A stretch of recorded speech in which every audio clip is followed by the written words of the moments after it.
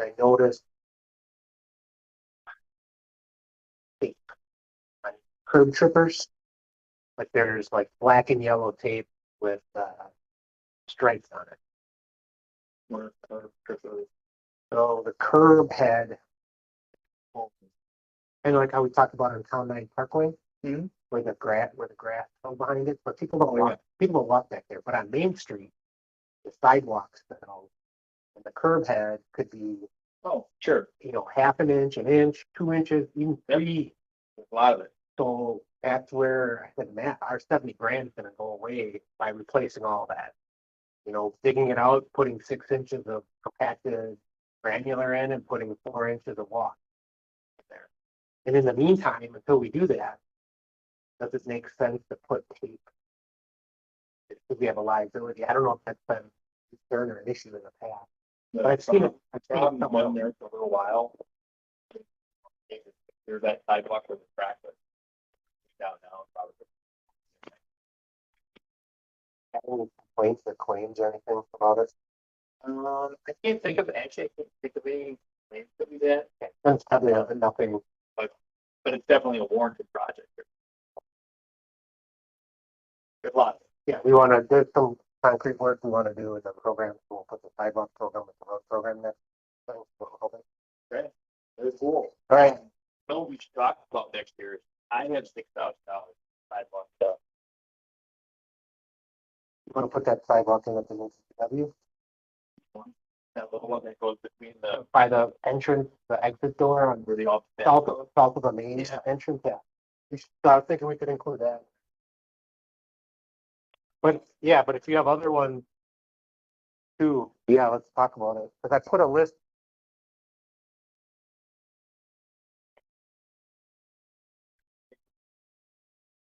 Yeah. All right. The money that we have too. Good evening. This meeting has been given public notice in accordance with section 19.83 and 19.84 of Wisconsin statutes in such form that will apprise the general public and news media of subject matter that is intended for consideration and action. Roll call shows all members present with the exception of Trustee Pieper, who may be joining us via WebEx. She is here? I'm here. Excellent. Thank you. Please be advised that per section 19.84, that information and comment will be received from the public. It is the policy of this municipality that public input be limited to a 3-minute period per person, with time extension granted at the discretion of the chairperson. Be advised that there may be limited discussion of the information received, but no action will be taken under public comments. Would anybody like to come forward this evening and offer their thoughts?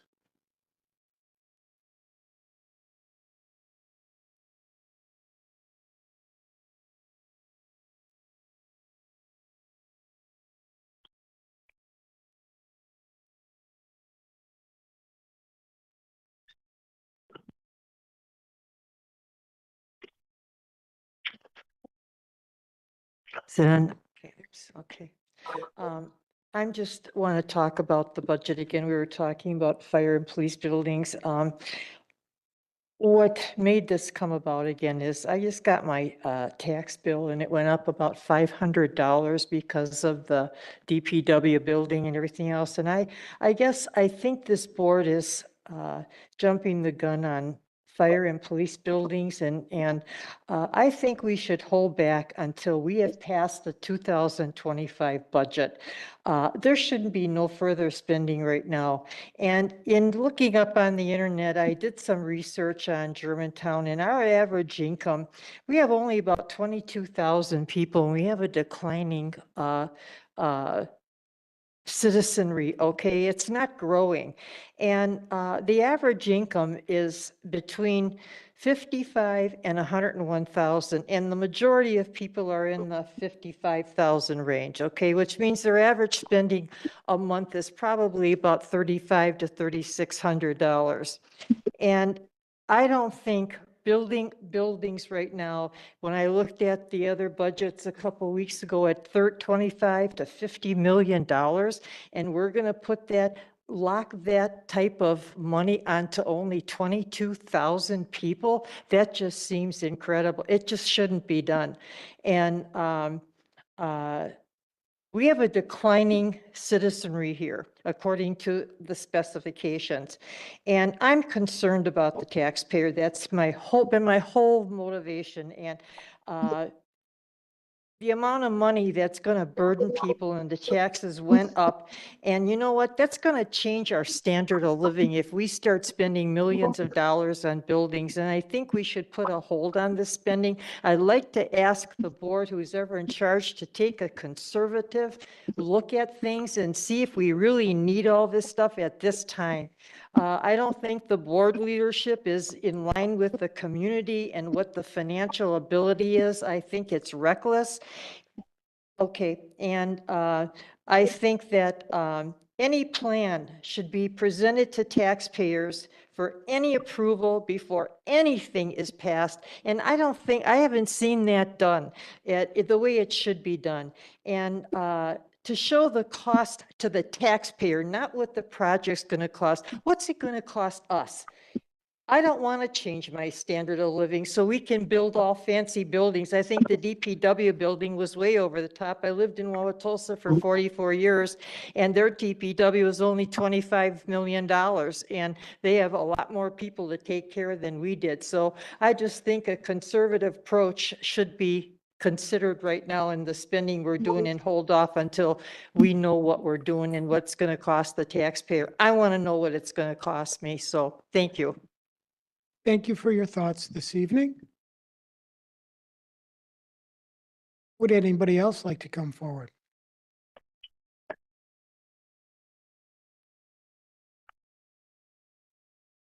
Hello, Sarah Larson, Butternut Road. President Walter asked me to go ahead and share with the rest of the committee a proposal that I had sent to both the school district as well as the village board. Obviously, based on Lynn's comments, the taxpayer and what we are spending is at the forefront. And having served on the school board, I know some of the financial needs and concerns that the school district has. And so I've put forward a proposal to them to work with the school district and look at utilizing the school district headquarters as the place for the joint building.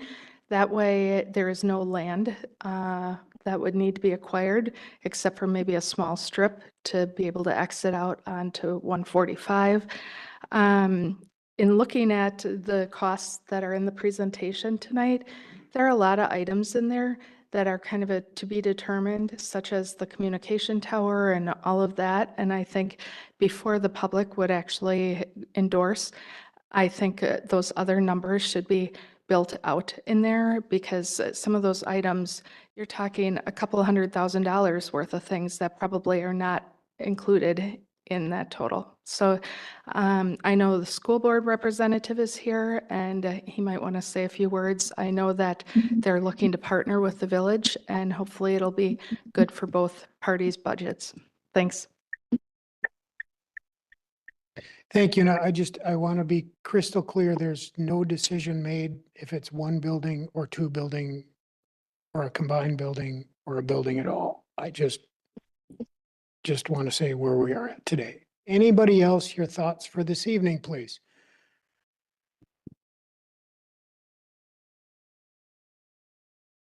Hey, Russ Ewart, School Board President. Just to echo some of what Sarah said, I think it's a matter of just opening that line of discussion on if that site's a possibility for use for the village, as well as continued use for the school district. But as you continue your discussions tonight and into the future, I think our office is open for business on that end of it. So if you could reciprocate, that'd be fantastic. Thank you for your thoughts this evening. Anybody else like to offer? Please step forward. Good evening. Melanie Smythe, N140 W17938 Cedar Lane. I think it's a great idea that should be explored as an option. It seems like there are still some gaps, so I'm looking forward to hearing what more information we get about the public safety building, or remodels tonight. One thing I'd like to bring to the police chief's attention is recently, just over the last few months, it just seems like there's an awful lot of speeding that's going up and down Division from the north side of the village all the way down to Fond du Lac. And then people just passing very fast around people and going through that 30-mile-an-hour zone where the tracks are and the 45. So it's also some of the east-west roads. This just seems like there's, I don't know what it is. People are crazier in their cars these days, which you probably experienced down on Mequon, but it seems to be worse in the north side of the village these days. And if there's a way of maybe putting that sign out there or having some patrols, it would be good.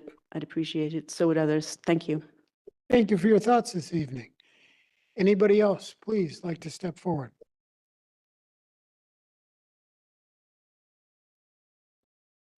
Good evening, committee. Jan Miller, W151 and 10297 Winsong Circle West.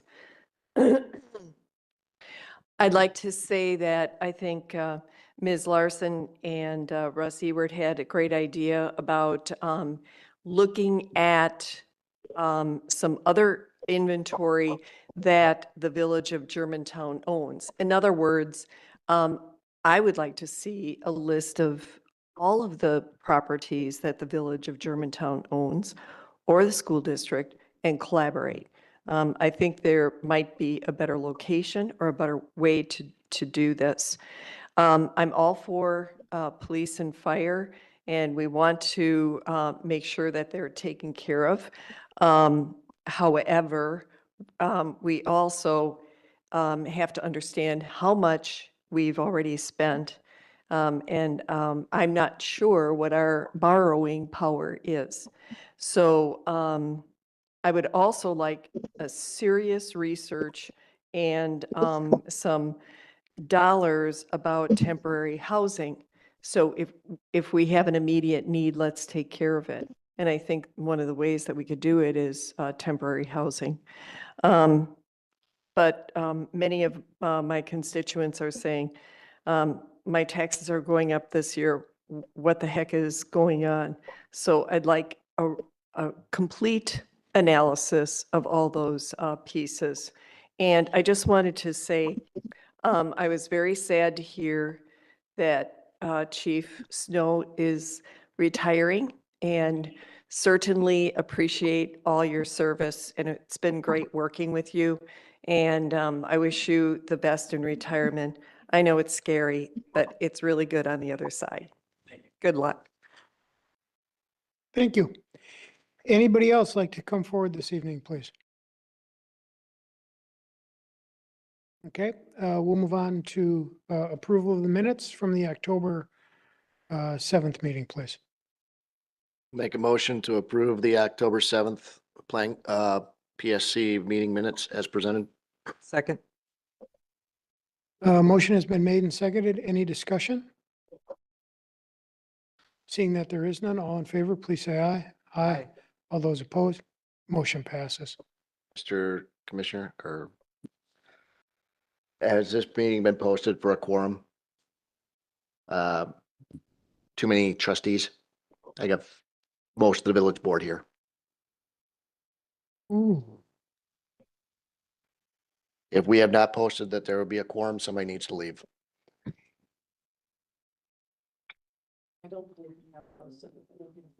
Then somebody needs to leave, so we do not have a quorum of the village board. thank you. I'll leave.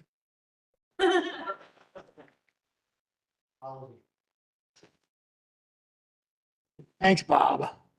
Yeah.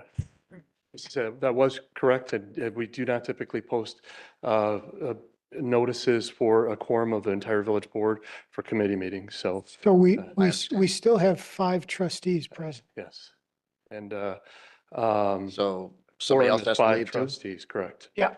Jolene is here via WebEx, so it certainly counts. Yes.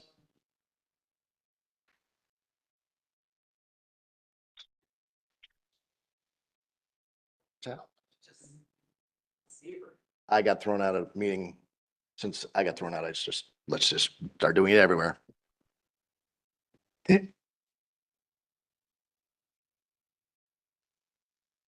Thank you for taking one for the team, trustee Miller. We'll be the last.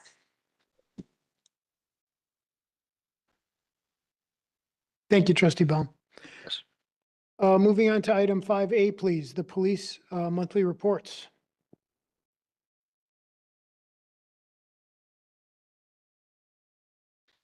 Couple items, in addition to the monthly report. We have our awards banquet coming up this Friday. And Saturday we'll be participating in the Christmas festivities, the parades and whatnot. So that's what we'll be busy with, this upcoming week. I did want to say, I know this is not my last meeting, but I have given my notice to retire. And I certainly wanted to thank this board for their support through the years. Even before I was on the command staff, I was always impressed in Germantown. I think when it came to especially equipment, I think we were cutting edge in Washington County. I think very often we had the body worn cameras, the tasers, the things that our officers need. I think we were ahead of the curve, and I appreciate the board recognizing when we needed those things and doing what it took to get those for us. Part of the timing of my resignation, I do think that we are in an outstanding position right now where the very best candidates for my replacement are working right at the Germantown Police Department. I feel very strongly about that. For a number of reasons I won't get into right now. At some point I may, but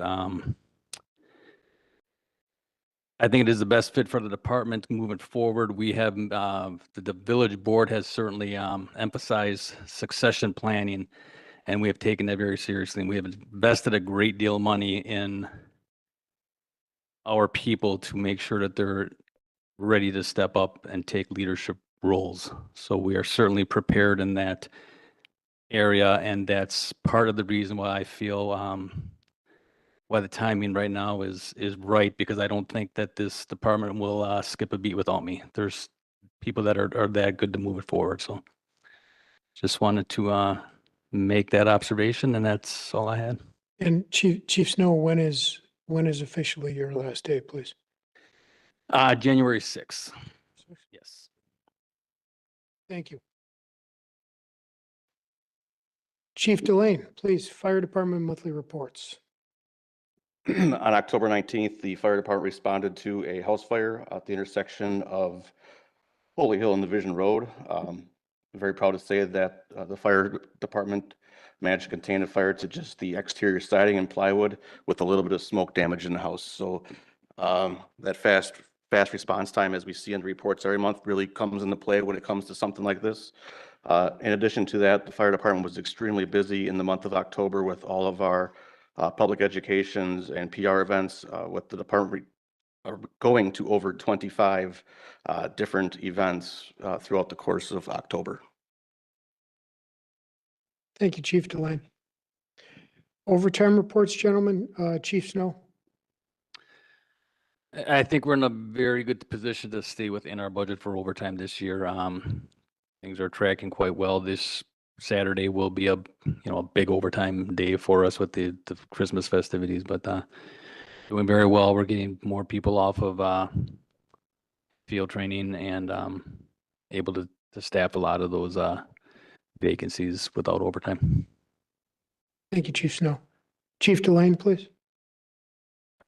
Had the lowest overtime of the year,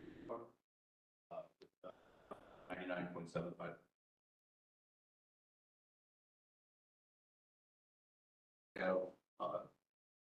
People on light duty. Okay. We did October. Some of them had returned. Thank you, Chief Delane. Policy updates from either one of the two of you, please. None from the police. Nothing from fire. Thank you. Moving on to item 6A, dispatch consolidation update. If there is any, please. Chief Snow, traditionally, this has been yours. No update to report at this point. We did receive notice, and I don't know if I touched on this last meeting, that the county did receive the grant that they were anticipating, so they're able to move forward on the infrastructure requirements that they needed to make this move forward. So we're anticipating they're going to start that shortly, and we know that hiring has still been a struggle. Thank you. Trustee Cutts, please. This might have been addressed already, but from Friday night through the weekend or third shift right now, there's nobody there for the emergency calls. When someone calls the non-emergency number, where does that go? Does that go to the county also, or is it answered here in Germantown? After second shift, it would go up to the county. Thank you. Thank you. Unfinished item B is public safety building update, but I assume that we're going to cover that in new business, unless there's any questions concerning that now. Thank you. Moving on to new business, item A, application for original combination Class B fermented malt beverage and intoxicating liquor license for Tybee Holdings LLC and 116W16137 Main Street. Agent for consideration is Troy Schmidt. Move approval as presented. Second. We have a motion and a second. Committee, any discussion, please? Seeing that there is none, all in favor, please say aye. Aye. All those opposed?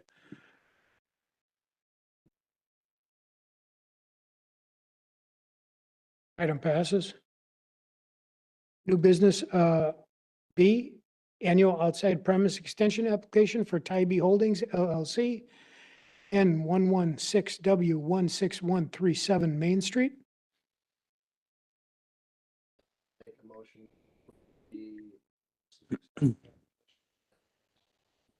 Second. We have a motion and a second. Committee. Comments, discussion, please? No worries. Does we go through parking requirements, or is that an issue in street? They don't have any parking on premises, so we're relying on all street parking?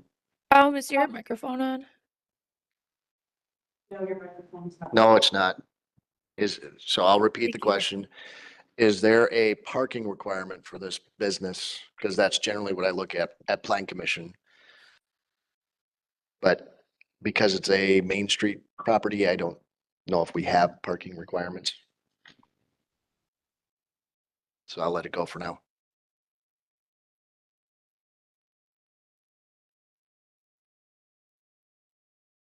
Any other questions, please?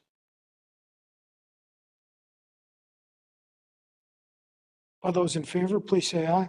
Aye. All those opposed? Motion passes. I'm gonna abstain. 3 in favor, 1 abstention, please. Thank you. Item C, Axon lease agreement. Chief Snow? Thank you. With the addition of 8 sworn personnel, it was necessary to update our Axon lease for body worn cameras and conducted energy weapons, or the tasers. That increase over the life of the lease is $66,000, $865.64. That will be covered, as the current lease is, through existing ARPA funds.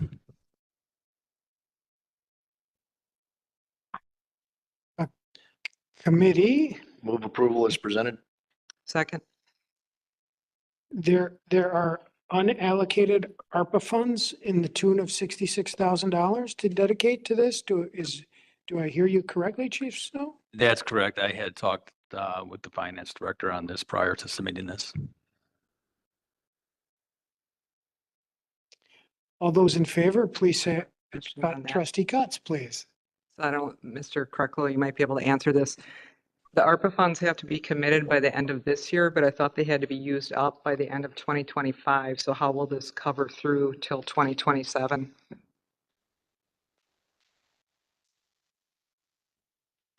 The ARPA funds in federal appropriations law language, they have to be obligated by the end of 2024. And, but there is not a sunset date on the expenditure. So what an obligation means is that there's a contract in place and work begins. So this would work for ARPA funds. Thank you. Sure. Thank you. Any other questions around item C, please? Seeing that there are none, all in favor, please say aye. Aye. All those opposed, motion passes. Item D, Graith PRA More Construction Presentation and Discussion on the cost of a combined public safety building versus an independent fire and police and fire department buildings, excuse me.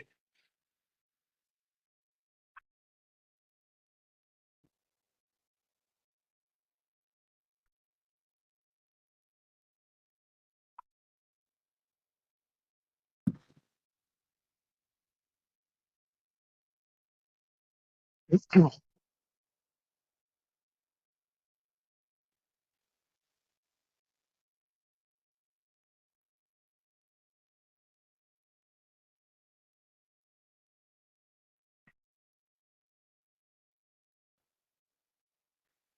you for having us here this evening. We met a couple weeks ago with the village board, presented a few options as the village starts endeavor of a possible new fire and or police facility. At that meeting, we were tasked with the idea of combining fire and police into one facility. So here this evening, we'll present what that floor plan could possibly look like as one facility, again, combining fire and police, and also talk about the cost difference between having a combination facility versus separate. So I'm Mike Paulson-Grafe. Along with me tonight is Jason Perstow with PRA, the lead architect, and Mike Moore, More Construction Services. So with that, I think, I don't know, Matt, you want to say any words or anything, or? Oh, thank you. Appreciate the help. I think we'll start with, we'll pull up the first floor plan of the combined facility. And Jason can walk you through some of the highlights with that. While Matt is getting that up on the screen, I just want to kind of reiterate where we were just from a square footage standpoint, just so we're all on the same page. So what we presented, as you said, a few weeks back was two different stations, one for police, one for fire. The fire station that was kind of presented, not kind of presented, was about 26,500 square feet. And then the police station that was presented was roughly about 69,000 square feet. So a grand total between the two buildings was about 90,000 square feet. As Mike stated, we then did an analysis of how we could combine these two buildings into a public safety building. And we went ahead and did that. And I'll walk you through that in a second as soon as we get up on a screen. But one of the things I wanted to mention while they're doing that is that we essentially developed about a 7,000 square foot savings in space by taking the two buildings and combining them together.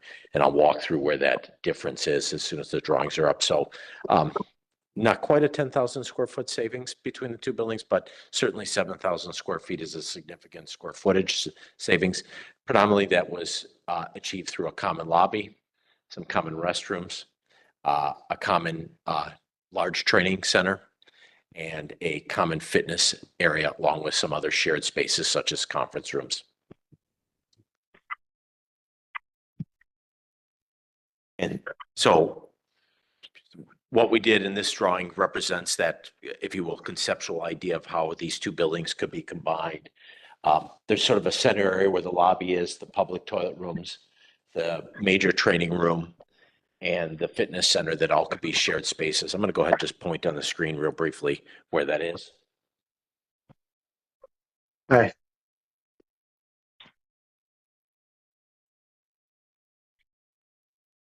So in that area I motioned to is the area where there would be savings in space by combining the building.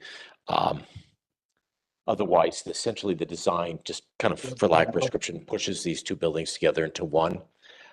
One of the cautions I would have with this is what our experience is that with the fire station wanting to be on a nearly flat site in order to accommodate the apparatus that will pull into the You just apparatus finished? bay. You're fine. Keep going. Okay. And the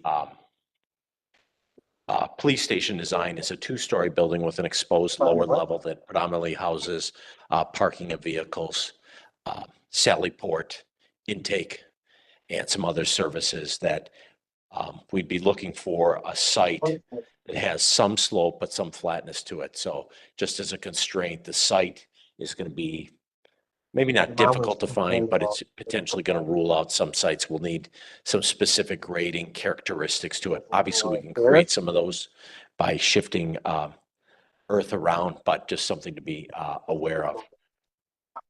One of the other things that we've done when we've designed these buildings too is you'll see that it's a very linear design. Sometimes we've created an L shape, but again, that would be based on the specific site that future building might be located at. So in concept, that's the design. Again, it results in about a 7,000 square foot savings through those common shared spaces that I described. With that, I'm going to turn it over to Mike to talk about the cost savings.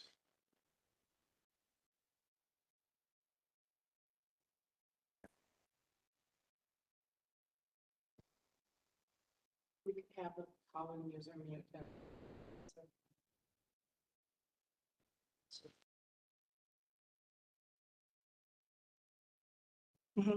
If the call-in user could please mute their microphone. Thank you.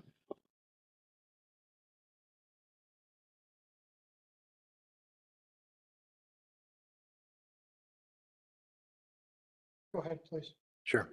Thank you. I'm Mike Moore, Moore Construction Services. So we put together and revised the budgets from what we had separate buildings, and we combined them into one public safety building. What they'll be pulling up, as she's pulled up right now, is on the left-hand column is the public safety building. It's roughly 83,000 square feet as a combined facility, and that trails down to a cost of $35 million, just over that. The next column, the far right column, was the combined. So we took the two buildings in the previous budgets that we had submitted to you and combined them into one, and it came up to 40,800,000 roughly. So you could see approximately $5 or $6 million savings there in the with a combined building. Couple things that I wanted to note within this budget is this did not include the site work that was a part of each other budget. And what does the site work include? It is any storm sewers, site utilities, parking lots, sidewalks, landscaping, those sorts of things. We wanted to analyze just the exact cost between the buildings. The sites are going to vary now that you have a different building. A combined building's going to have different site requirements. The other thing I wanted to point out was that it is important to get the proper site because like Jason had pointed out, the grade differential in a two-story structure where you want drive-in in the lower level, it's going to take the right site. It'll be a bigger site than you had. And then the last thing that I wanted to mention is that the cost of the sites aren't in here either. You have to purchase property to accommodate these buildings or this building. So this is just an analysis of the buildings themselves. Committee questions, please. Not yet. Are you having more, is there more presentation or?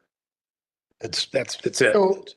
So the first cost that you said was, so if I'm understanding correctly, and I'm going to paraphrase, so please feel free to correct my word choice. The approximate $5 million in cost savings that we're seeing in front of us would solely be for the physical construction of the buildings. That's Basically correct. what you're saying? And then for the site preparation, are you saying that there will be additional expense or additional cost savings? Additional expense to add on this. This is just for the building. No, I understand that there would be additional expense, but is it less expensive for one combined building or two separate buildings? It would be less expensive for one combined building. You would have one sewer lateral, one storm retention pond, potentially, maybe one bigger parking lot instead of two separate. So, So it would be more economical to have a single site. and so it will be, we would save $5 million plus X. Correct. I will add one caveat to that. Please. It depends on the site selection. Of course. If you Yeah. have, if you have to choose a different site because you're trying to fit this size building at it, it may mean saying sewer There might- water. yeah. So I mean, there might Yep. be other costs. I don't want, just want to make sure we Yes, understand yes. the other variables. And typically on a construction of, say, a $30 million building, what is the price tag for that site preparation, please? I would say that in the last budgets, let me just, give me a second here. At the police department, when we had an overall budget of roughly 30 million on an individual site, that included the site work. The site work was 4.3 million. A big part of that, if you remember, was roughly 2 million to bring the sanitary the sewer sewer to that up to site. the old A site. little disproportionate. To have it on the other site where the fire department was, let's pull it out here in a second. It was an $18 million all-in building and site. 3.2 million was the site component of that 18 million. That's approximately 22%. Ballpark. Roughly. So the building, again, that fire station was roughly 15 million and just over 3 million for the site for a total of 18 million. And so between the two buildings, the site preparation, we were looking at a budget of what, please? We didn't put a site, we don't have a site, we didn't get to that level. Oh, no. If we did the two buildings as separate buildings, Okay, yep. we were looking at what, please? I apologize. 3.2. Yep. Plus 4.3. So 7.5. 7.5. All in on the site work. Yes. And potentially we would save some percentage of 7.5 million. That's correct, that you would save due to, like I said, not two sewer laterals, two water laterals. Yep. That kind of thing. Okay. Committee, any questions, please? Trustee Cutts, you can go first.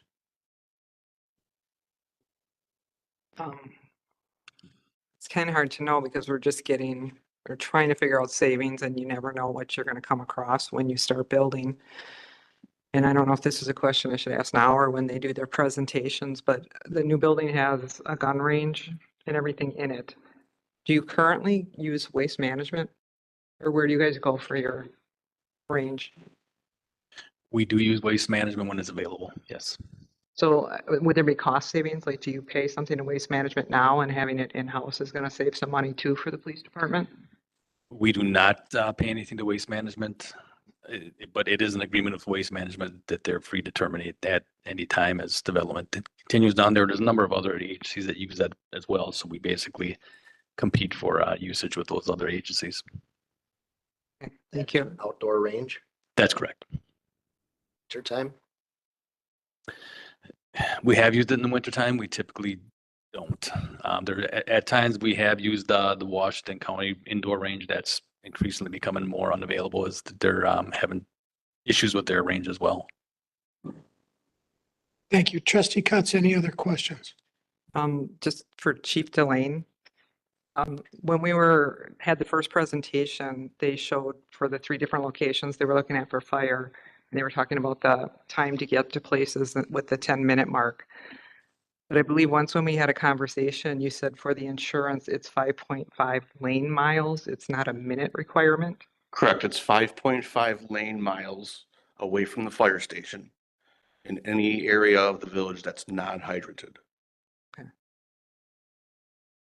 So ideally, do you know off the top of your head, like what's the most, or the best place for that kind of time?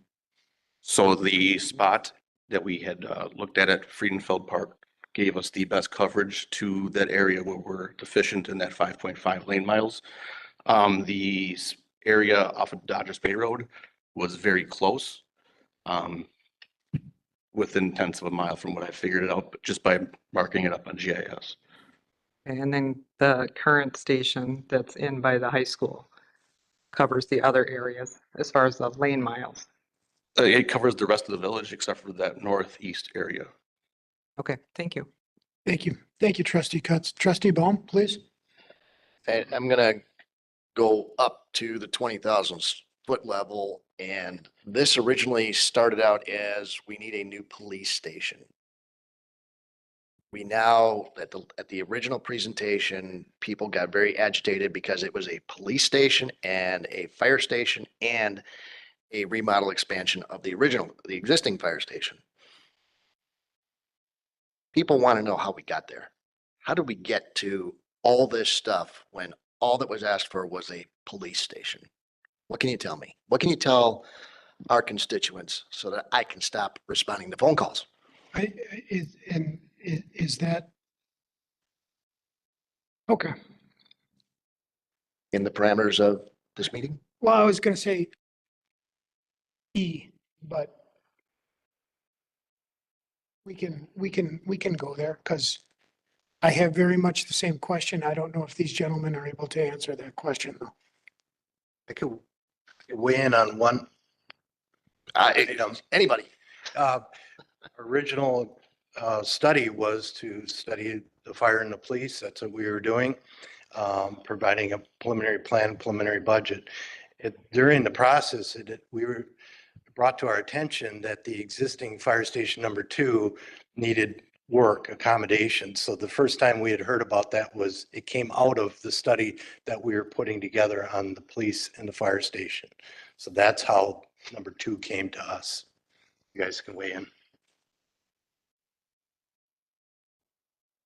Chief Delane, please. So the way the fire station got into this project is we were looking at the fire station on converting some of our offices into bunk rooms for the new people that were coming in. We had already divided off some of the offices into half, so we had 2 offices out of 1. From that, I went exploring on rental buildings, like rental bedrooms, and the costs, if I remember correctly, were somewhere in the neighborhood of $9,000 a month for rental bedrooms. And depending on when a second station was to get into the village after closing one, the cost became very clear that it was probably going to be less expensive to do an addition to the fire station prior to getting a second station, which is what I went into this. So I have certain thoughts, but trustee Baum, do you have anything you would like to continue on? Yes. So originally we were looking for a police station.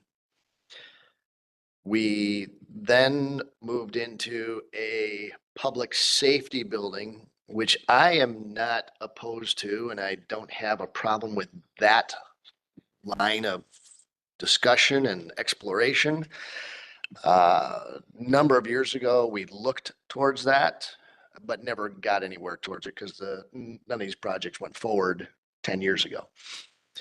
But now we are looking at a facility, and a public safety building seems more reasonable from my perspective. However, when we get into the details of the plan, I'm not sure if talking about the plan at this point is reasonable because it is so preliminary that I look at that plan and I question whether there's some more square footage that can come out of it, 1. And 2, I would think we would want to see a fire station or a police station with the fire department added onto it as if there are two separate buildings built one after the other. So we could identify what's the cost of the police station, which is what we originally set out to do. And then if we're going to do the add-on of the fire station, what is that? I would like to see two separate numbers for that. One of our residents came up with some good ideas about another parcel which has not been explored in any of the numbers that we talked about. Are you guys familiar with this proposal? No. Okay. The proposal that has been brought forward from a resident is if the school board gives up trades, transfers, sells, whatever you want, whatever we want to do, if we take, I don't believe this discussion belongs here at this time. I do. The place of where the building is located, right? Don't we want to determine what the building is and then talk about this? I believe they all kind of get grouped together. I agree. If I, Because let me know the when I can actual speak. I don't want cost to of the interrupt. project is site and building, not So, just. so if this is the path we are going to go down, do we not then need a list of all the property that the village owns? We have that. We've had that many, many, many times. It's been given to us by Administrator Krecklow. It is not as part of this, it has not. It No, should not as part of this. Not maybe as not part as of this, part it of has this, not. but it should have been. I mean, I know as trustees, we've been given it. So I do not want to address in this format how this process should have been accomplished. I am very purposefully leaving that discussion aside. But if we are going to look at for cost purposes, right? And I think that's why we want to potentially entertain land swaps. Should we not then get a potential inventory of all the land that the village owns first to see if we have anything that could accommodate one or two buildings? That is the question that I'm asking. I would be receptive to that. I can email it to you guys right now if you'd like. That I would like staff to do that, please, not trustees. Okay, so then I will step back from site selection, focus on the building. When I look at the plans that have been presented, they are schematic at best. I question whether more can be removed from these buildings as a combined building. I don't understand. You guys, the architects, you're the design team, you are more knowledgeable of this building typology than am I. But I see so many locations where there are toilet rooms and showers. Can we not have a more confined, more condensed version of that? Looking at this plan that's on the screen right now, there are showers for men and women on the far right side of the building. There are showers in the sleeping areas. There are locker rooms by the gymnasium or the fitness center. There are public toilet rooms that are by the front door. There are public toilet rooms over on the far left side of the police station. Just seems like there's a lot of stuff that this can still be consolidated or refined. If I may speak to that. Yes, please. I guess I would humbly disagree.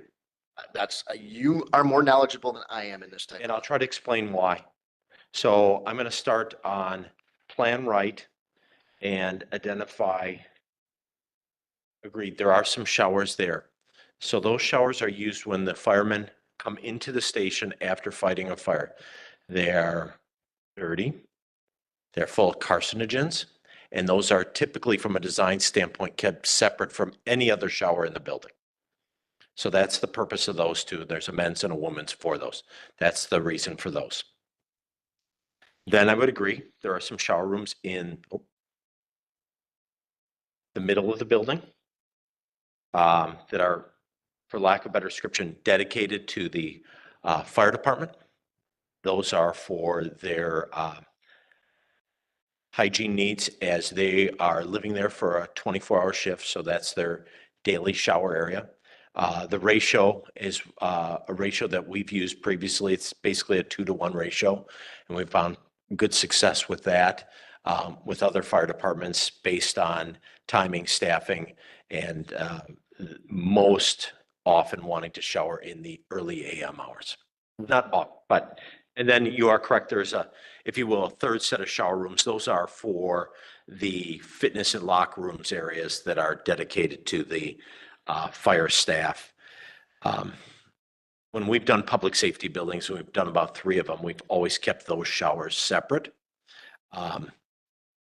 Could they be combined? I'm not sure. We've always kept them separate for lack, because the use is different. Yeah, the shower rooms in the fitness area are being used at any hours.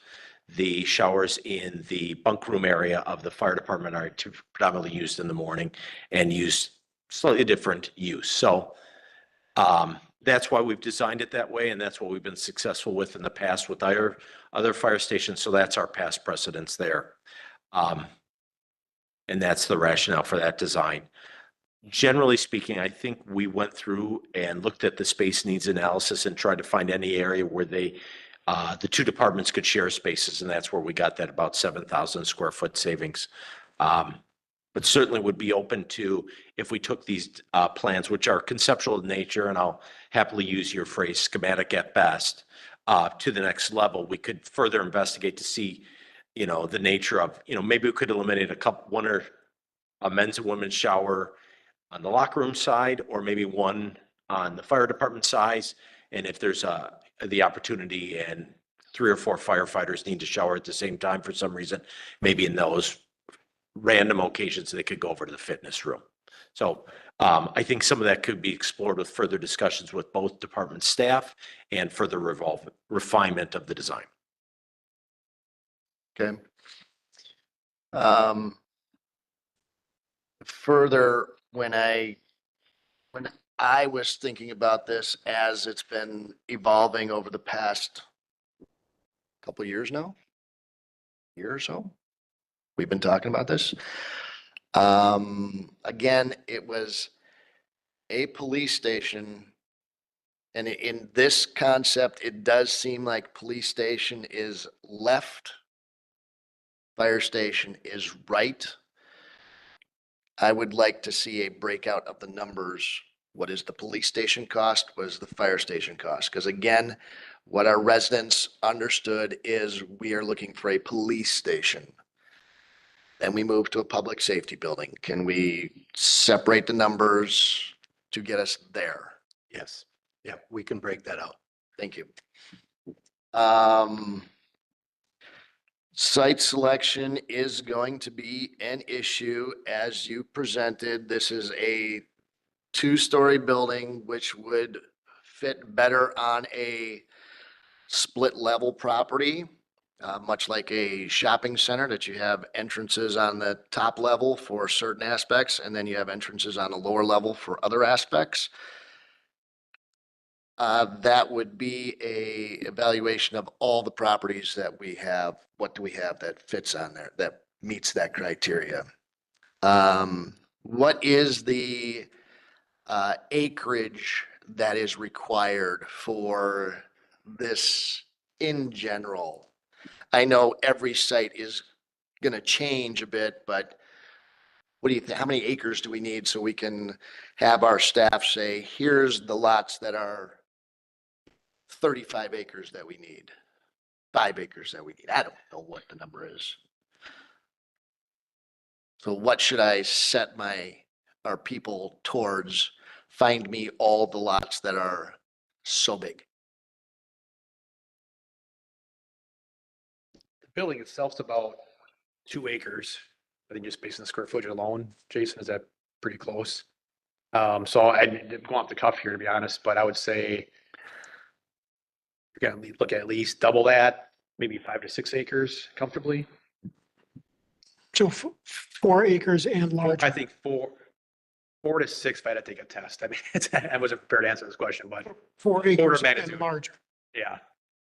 And it really depends on the site itself. Every site's different. Some are more, it depends on how much And- environmental, wet trees, you know, I understand order that. magnitude.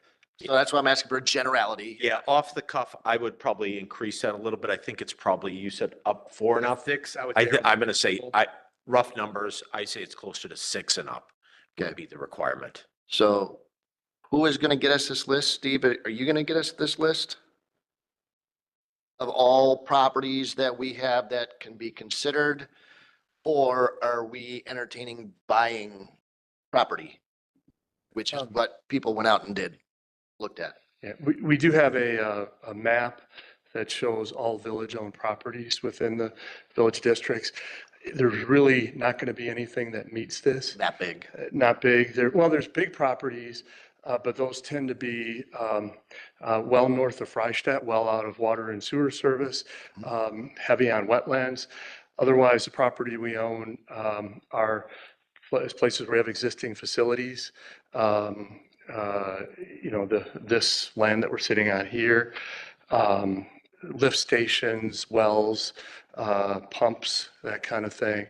But south of Freistadt, there's very little property. I can't think of any vacant property south of Freistadt where there's existing water and sewer service, and certainly nothing of 4 to 5 acres in size. There's a park there. There are parks. So, and I personally, I don't think we should look for a parcel of land between X and Y. We should look for a parcel of land that the village owns that is greater than X, with the potential of carving out some of that land. You certainly can look at parkland, and that's something that is an option. We talked about Friedenfeld. There are other parks that could be brought into the conversation. I would think that would be a wise thing to do. Trustee Paper is asking. Sorry. Trustee Paper has got her hand raised. Yeah, are you? Go ahead. Yeah, thank you, Trustee Baum. Trustee Pieper, I was not putting you to the end of the list at all, please. Please go ahead. Yeah, so I honestly think we need to revisit what Ms. Larson had brought forth to us today with the possibility of negotiating, knowing that property, that the school district administration office is surrounded by undeveloped land that obviously the owners would like to develop, makes it a very likely prospect. I do agree that this would be a great fellowship between the village board and the school board by looking into this transaction more deeply. And I would like to ask the consultants, one, had they ever considered that a site and what that would do to their current plans for a building? And two, I would like to know if they took a in-depth tour of our current facility with Chief Snow.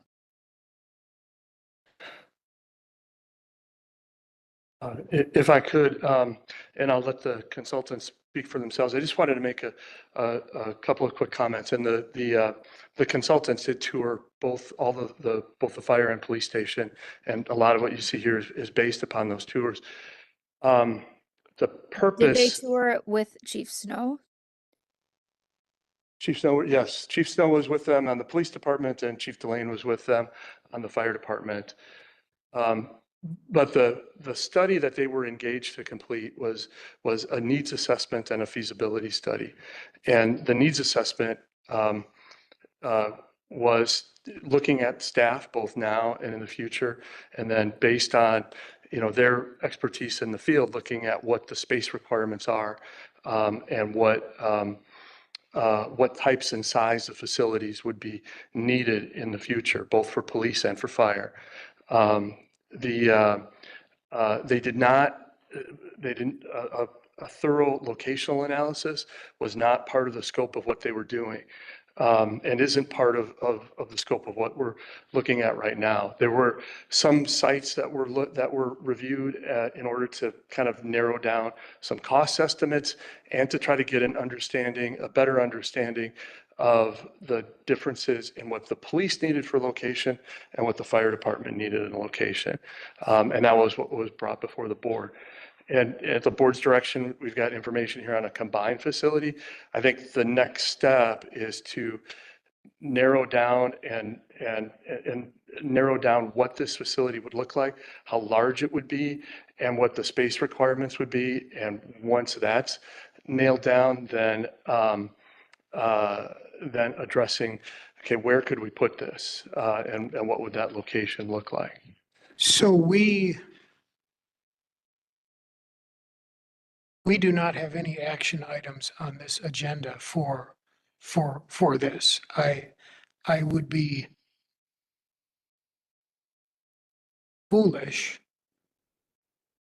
to even there is no way as a taxpayer that I would not want to look at potentially saving $5 million plus. That's real money. I think the suggestion of Trustee Baum with a side by side is also a stupendous idea. However, we have no action items on the agenda this evening.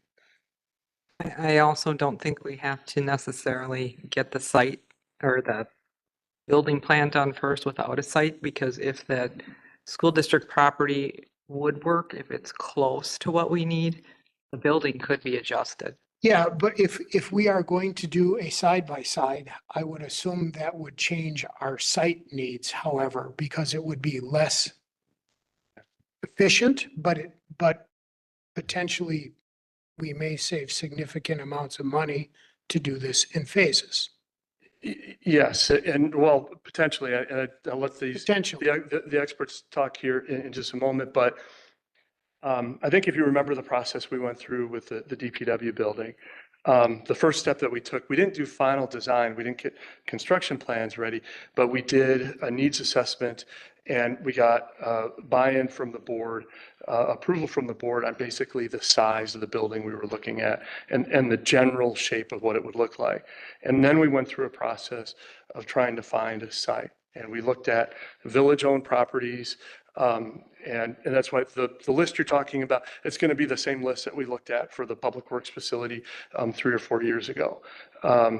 We haven't acquired any new properties during that time period.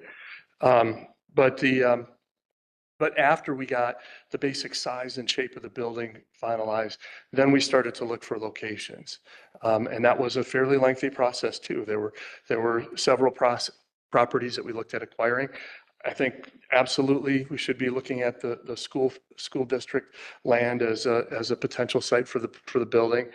But I think the first step in the process is to really kind of nail down the needs, answer all of the village board's questions on, do you need a shooting range? What are the impacts if we don't have a shooting range? Is it possible to share more of these facilities? Is it possible if this building is a certain size or configuration that we might not need to do the renovations and upgrades to Fire Station 2? Those are questions that I think the board has that the consultants can answer. Or does the renovation to Fire Station 2 push out by X number of years a new fire station? Yes, is it? I mean, that which Or would does it look like a- two fire a hu- stations? Excuse me. A huge amount of money. There is a relationship there, and I think, based on what we've seen so far, there's going to be the need for both. We need to, Fire Station 2 wasn't built for the way it's being used right now.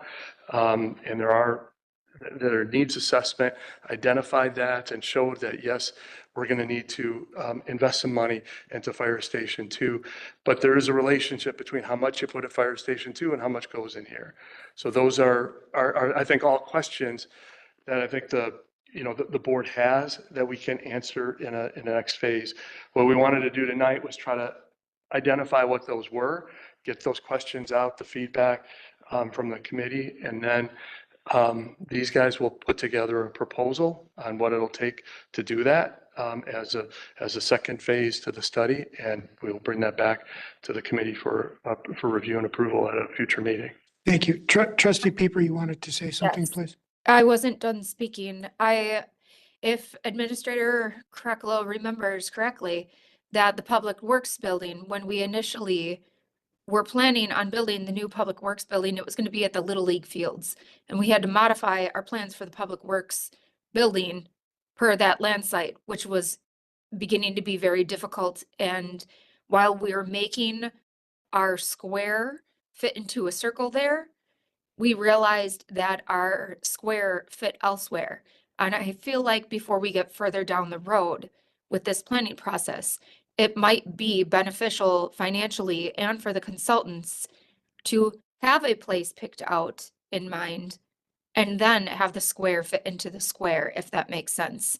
And whether that looks like just a police station, maybe it is a smaller fire station along with the police station.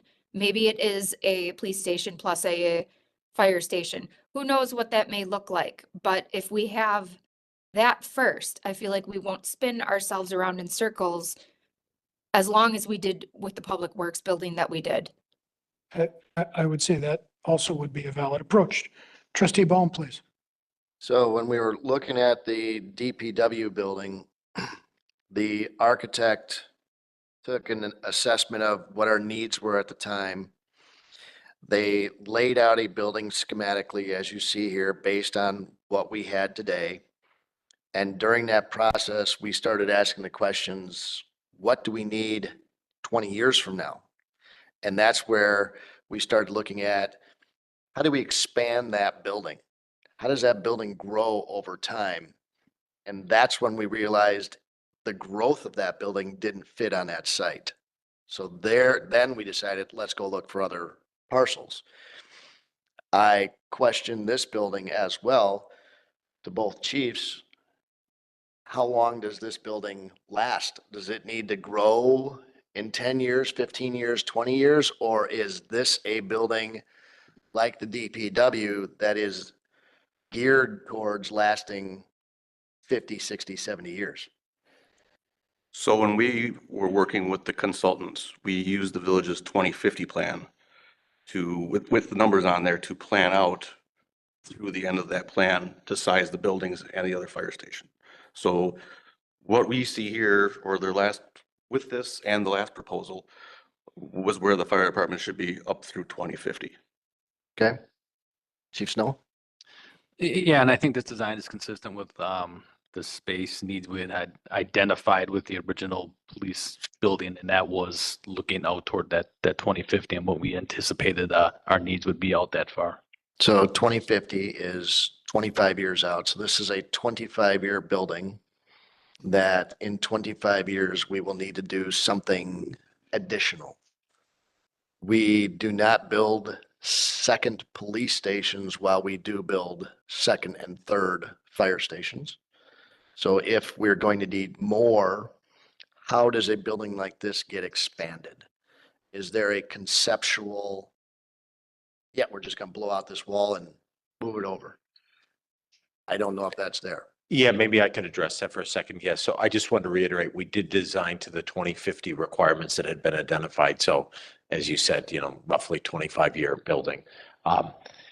If this building were to expand, I would agree with you. In all likelihood, it would probably be on the police side. I think that the fire expansion would probably be somewhere as the population changes in the next 25 years. And that would be a separate station. That's just my hunch. Nothing more than that.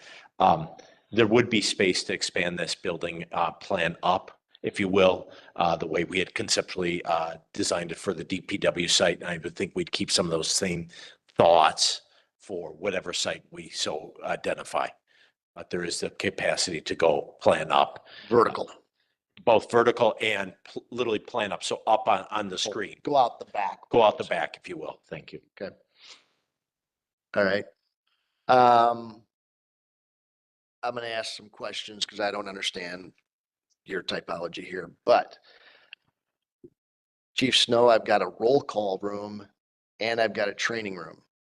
Those not be interchangeable? Why do I have to have both? And a conference room.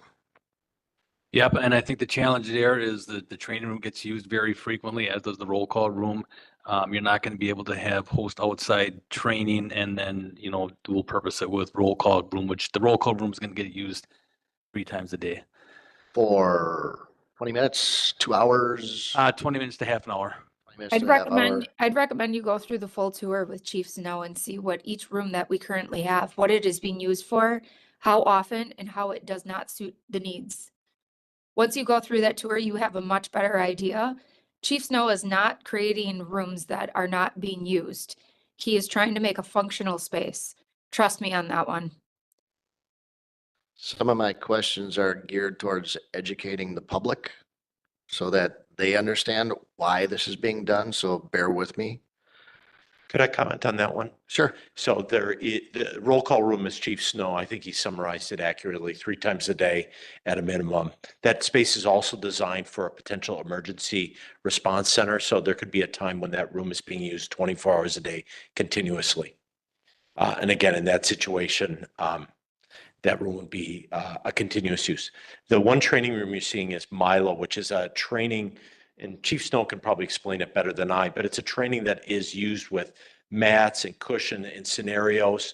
And that is something that usually is set up over time. So in essence, you'd be asking to break that training atmosphere down multiple times a day.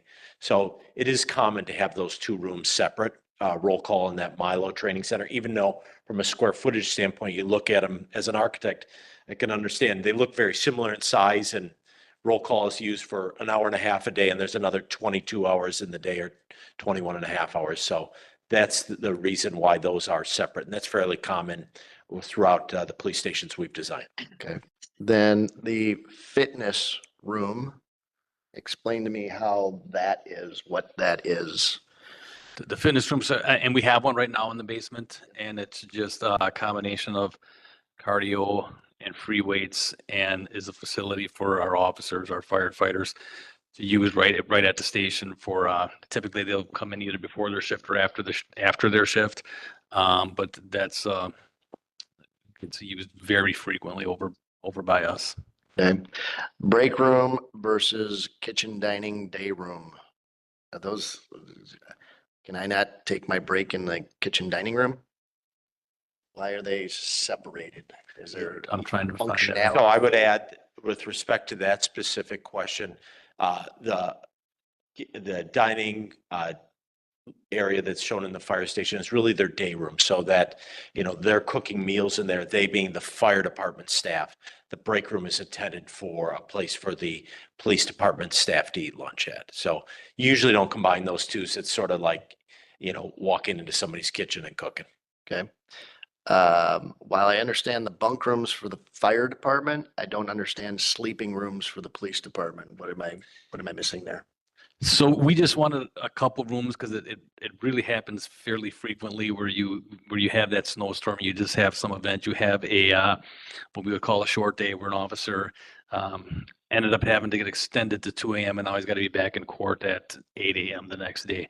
Somewhere where they can just, instead of driving home half asleep, they can sleep there and just respond from the station, or they're getting up for their shift the next morning. But I mean, it happens right now where they end up having to rent a hotel or something like that. This just is something that I think is absolutely necessary to take care of our people and just give them the option of just staying there instead of driving home. Yeah, the only other thing I would add to that is, from a short-term standpoint, there are excess bunk rooms in this station, but as we get to the end of that 2050 plan, all the bunk rooms would be occupied by a fire personnel on staff. Okay. One of the biggest complaints I've heard from our village residents is the safety of somebody coming to the facility in a panic mode, coming in and dealing with a police officer to protect them from an assailant. One of the reasons that I was more interested in a public safety building is because the fire department is going to be here 24/7, and that safe harbor space would be manned, if you will, if by the fire department instead of by the police department. Because the police department's not going to be 24/7 here. They're going to be out on the road. Is that true? That is true. Okay. Where's that room in here? I asked to have the plan shifted to the lower level, so the design of that room is conceptual in nature. We have to figure out exactly how it functions. But yes, off the main lobby and the main entrance is what I'd call a safe room, if you will, where somebody, if they felt a need in a panic situation, as you described, they could come into the building. It would have a separate entrance.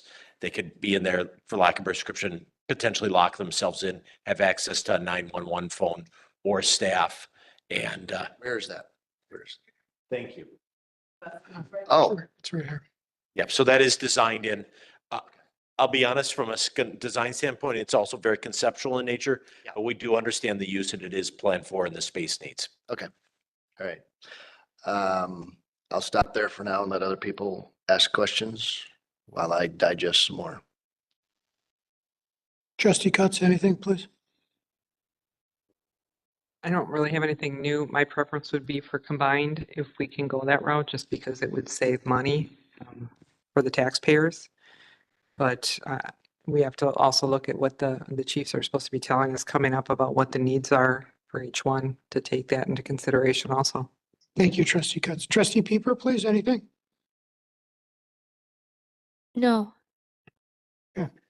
One question I have is that we have 6 open offices.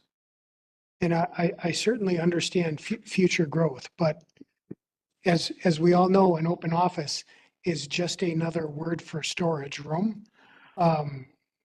Do we actually need 6 open offices? I assume you're referring to some of the use space on the main level. Yes, that's correct. Yeah, maybe it's mischaracterized or identified in the plan. So if I could explain that.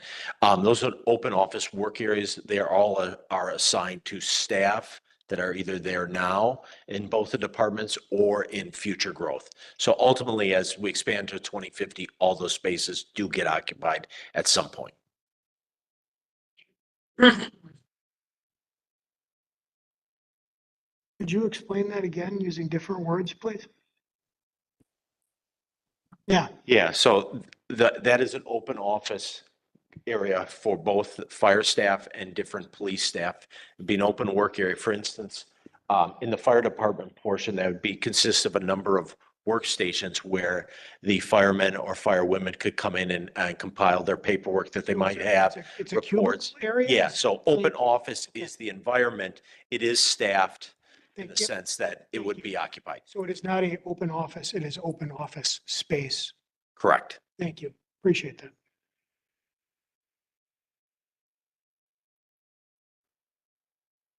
Other questions about what we're seeing, please, anyone?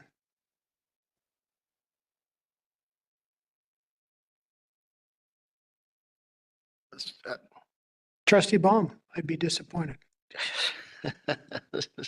So, Administrator Krecklow, what's the next phase? Where do we go? What is the anticipation of what happens next? I think from this point, what we do is work with the Grave PRA Moore team to put together a proposal to dial down further into this to make sure that we've addressed the issues and concerns that the committee has raised. And then depending upon the path that the committee and the board would like to take, we can, again, like we did like with the DPW building, kind of finalize a size and a general shape of the facility and then look for a location. Or we can take two parallel tracks, looking for a location and the size of the building at the same time.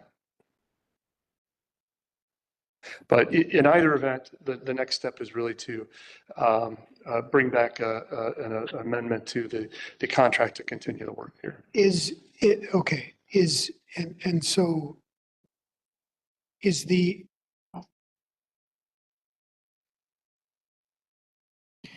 if we expand Fire Station 2, does that delay the need for Fire Station 3? Or can we expand Fire Station 2 further, thereby pushing the need for Fire Station 3 out further? And I understand it does not address Chief Delane's northeast corridor issue that I do understand that. The short answer is yes. Expansion of Fire Station 2 helps take the pressure off of the need for the second fire station. And kind of in general, what we were looking at in terms of phasing, when we were discussing two facilities, was trying to accelerate the design and construction of Fire Station 2 expansion to try to complete that in 2025, while doing the more detailed design on the police side of the police building during 2025, with construction of a police building in 2026 and design of the additional fire building in 2026 and construction of the fire building in 2027. So really phasing it in over a 3-year period of time. And those dates are things that can be adjusted depending upon, feasibility. Do we have a location that's selected?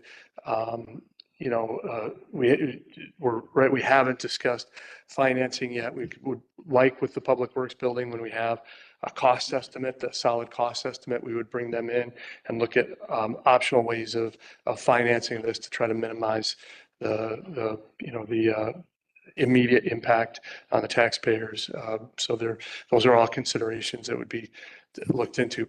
But again, in my mind, the first step is to determine what is it we're building, how big is it, and how much is it going to cost. Well, and if we expand Fire Station 2, so the need for a new police station is somewhat critical at this point in time. I think it's a question you could ask the consultants if you want to look at which is more critical or which is more sensitive. I think they are both, overdue, and both needs are I would classify both needs as critical. Even if we expand Fire Station 2. Yes, I think within the next 5 years, both of these needs, all of these needs need to be addressed. Okay, thank you. Any other questions for Administrator Krecklow, please? Trustee Baum. I'm not sure when and where this is the appropriate conversation, but I'm thinking through the school site, and the scenario is we take over the school district office, the school takes over the former police station and former library, old library, the full police station, which then brings another economic issue to bear, which is the school board has to then find the money to renovate the old police station.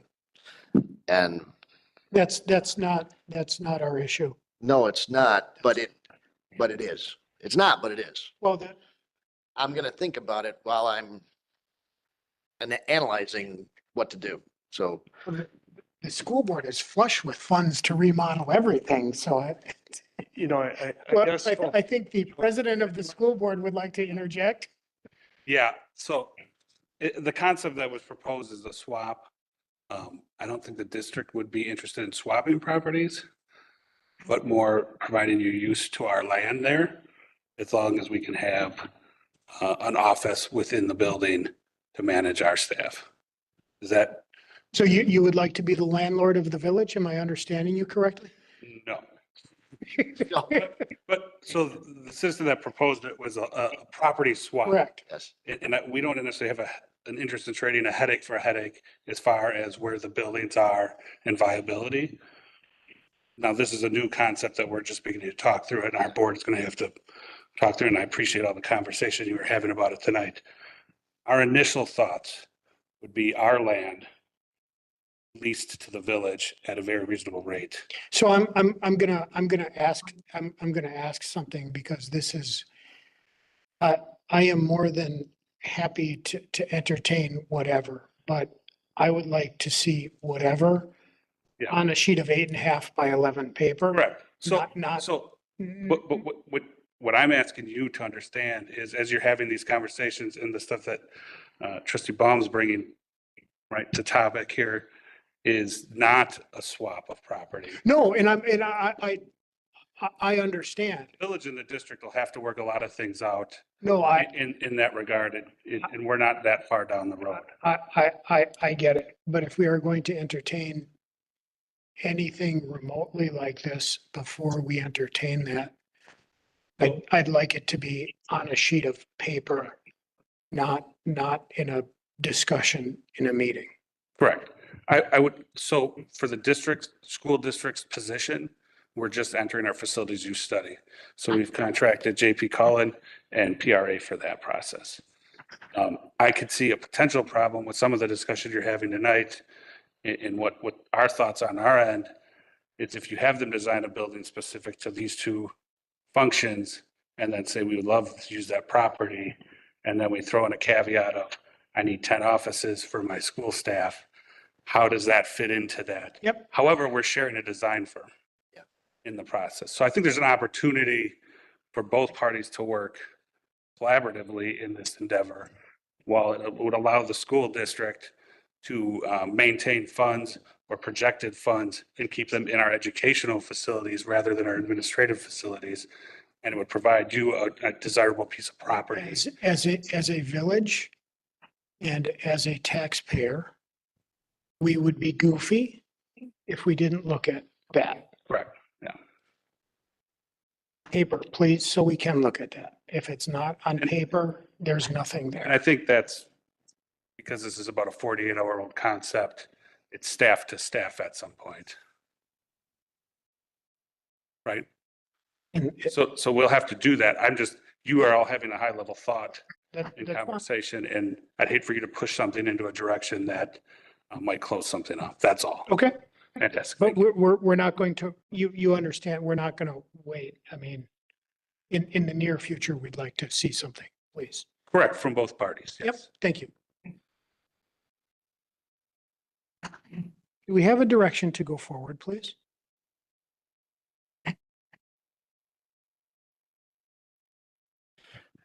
I think that there's been a lot of discussion here. I think plenty of discussion. We've gotten feedback. I think we have an idea of, in general, of what direction the committee wants to go, the board wants to go. We have a lot of additional homework to do. And I think staff can take the discussion here from this evening and work to put a proposal together for the committee to review in a future meeting. Having said that, the caveat is I do think, and I don't want to jump ahead to the next item on the agenda, but I also think that it is important. And again, I'm not making a recommendation one way or another if there should be a single facility or two separate facilities. But, there are some downsides to having a combined facility in terms of there's differing needs from the police department and the fire department for the location. And I would just suggest that the committee before you kind of close off discussion on that, just hear from the two chiefs, their thoughts on what types of needs each department has. Thank you, I appreciate that. Would either of the two chiefs like to interject any thoughts at this time, please? Gentlemen, thank you. We appreciate your time tonight. Short timer, you can go first. Yeah, we are certainly open to discussions on any type of facility that gets us a much needed new building. And I know that the next item is going to be some more discussion, so I would reserve any other comments till then. Thank you, Chief Snow. Chief Delane, please. I would just echo what Chief Snow has said. Thank you.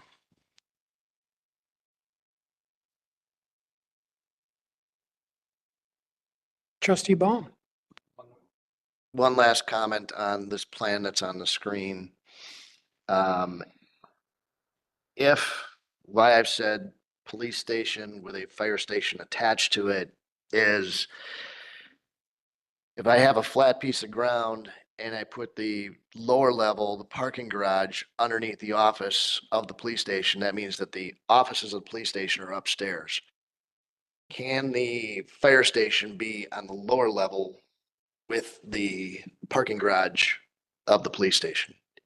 Where you're showing them the upper floors are together. I'm saying move the fire station downstairs. Is that an option? Yeah, I guess I would agree with you. Yes, that is an option. And again, it all depends on the site. And that's one of the things we said with this plan. It's our best guess. But yes, depending on the site, police station could be a two-story building in some way, shape, or form, and the fire station could be a single-story building adjacent to the lower level. But I think that's all I have now for conceptual. Thank you. Item E. Discussion of location needs. Do we need to do this or have we done this? No, we need to do it. I believe. Trustee Pieper, please go first.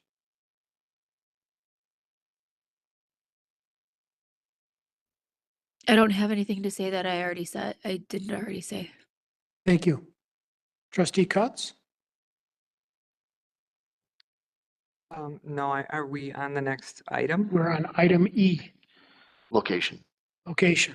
Discussion of location needs for police and fire. Yeah, it says the fire, police, and chief police will be making presentations of their needs. Just discussion. Do you guys have Do you presentations? guys have presentations? Please, I apologize, please.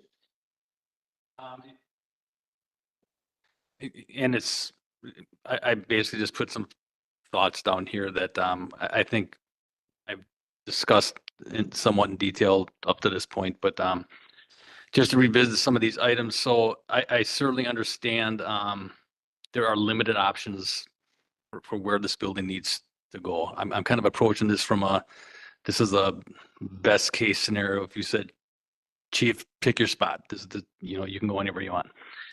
I mean, for us, our needs are slightly different than the fire department. They're worried about that northeast quadrant, and our calls for service when you track those are most of our calls for service are happening down in that southwest quadrant, as you can imagine, with a lot of the retail stores down there. We are patrol, granted, we're on the road, but we do start our day in roll call. So 3 times a day, we're responding from the station, a minimum of 3 times a day. When they're doing reports, they're coming back to the station. When they're booking, they're coming back to the station. When they're training, they're coming back to the station. So we do respond frequently from the station. A lot of our duties take us up to Washington County, up to West Bend for court, for transports, things of that nature. So it is ideal for us to be centrally located. And that would certainly be our preference. Another thing I thought that is, not, clearly not a huge issue, but something that I have thought of is this is going to be a beautiful facility. It's something that I think a lot of municipalities would want to showcase something centrally where this is a source of pride for us. We want people to see it. Not to mention, we get a lot of people responding to the police department for any number of issues. So just, convenience for the public, just having something centrally located is something that we had considered as well. So that's kind of just where we're coming from as far as our needs go. With that being said, we do have flexibility as well. We want to be respectful of the community and their needs and saving them money as well. But that looking at it from a best case scenario, that would be some of the things that we would consider. Thank you, Chief Snow. Questions for Chief Snow, please? Chief Delane, please. For fire department, we respond from the station 95% of what we do. In addition to that, to better utilize fire department equipment, typically they're spread out in quadrants. So I can have one station respond to one area of the village, another station respond to a different area of the village, as opposed to having our apparatus crisscrossing or going all to the same side.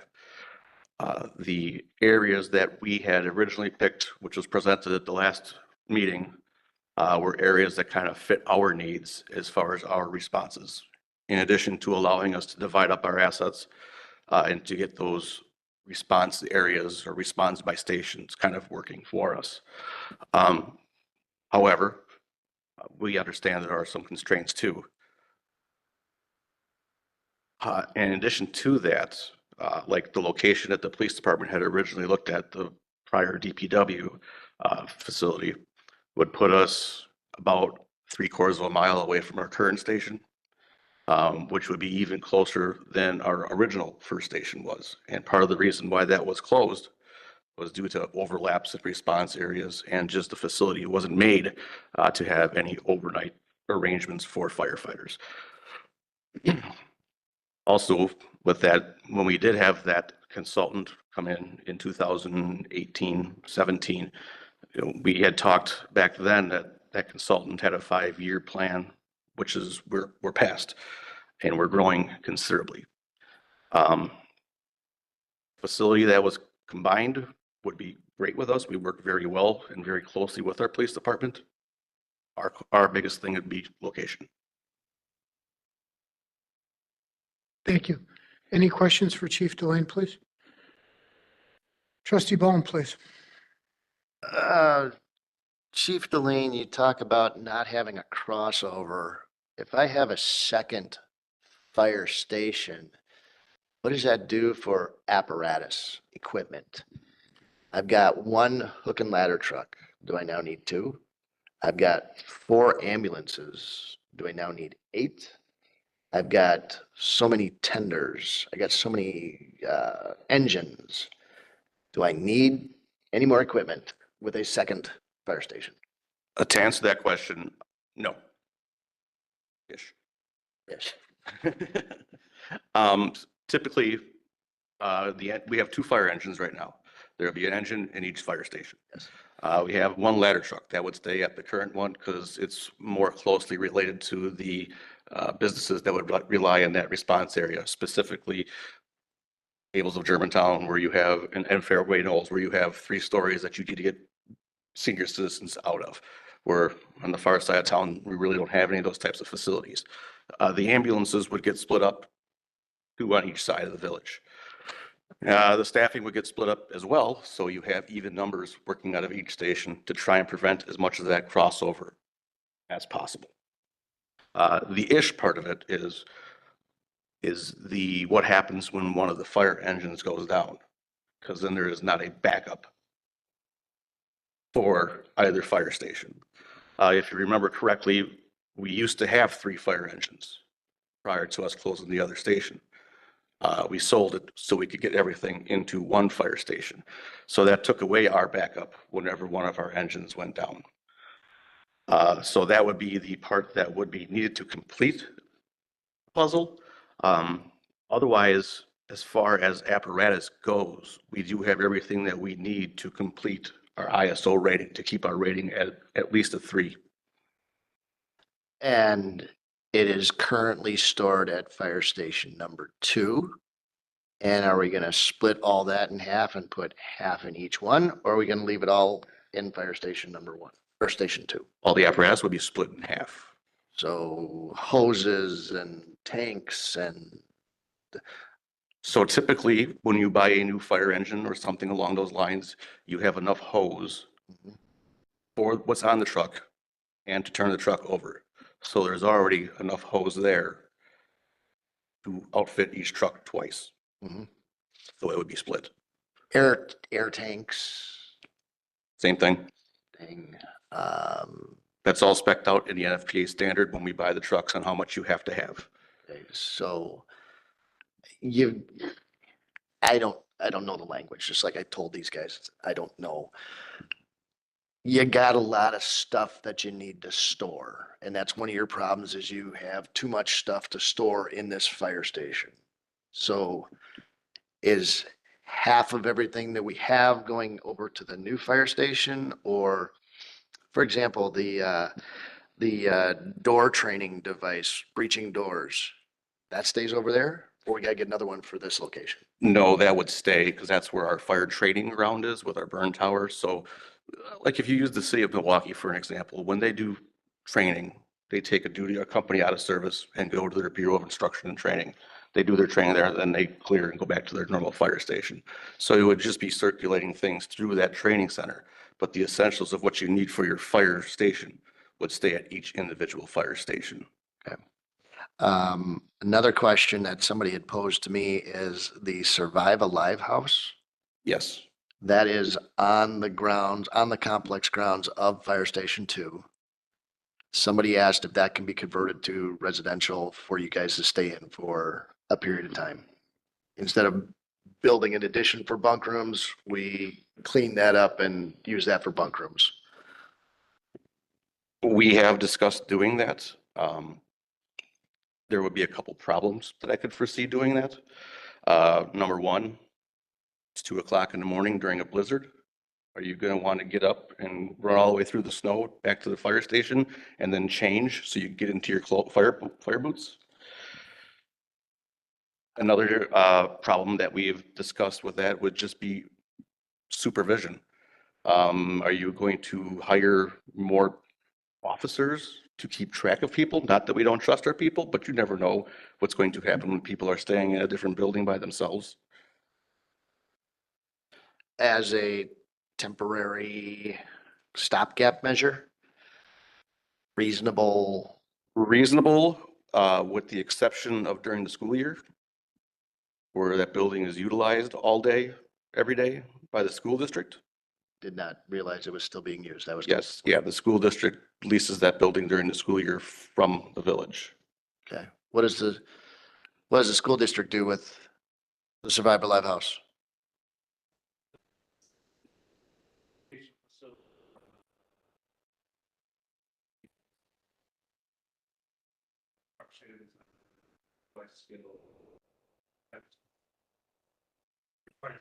I can't hear. You gotta come to the microphone so she can hear.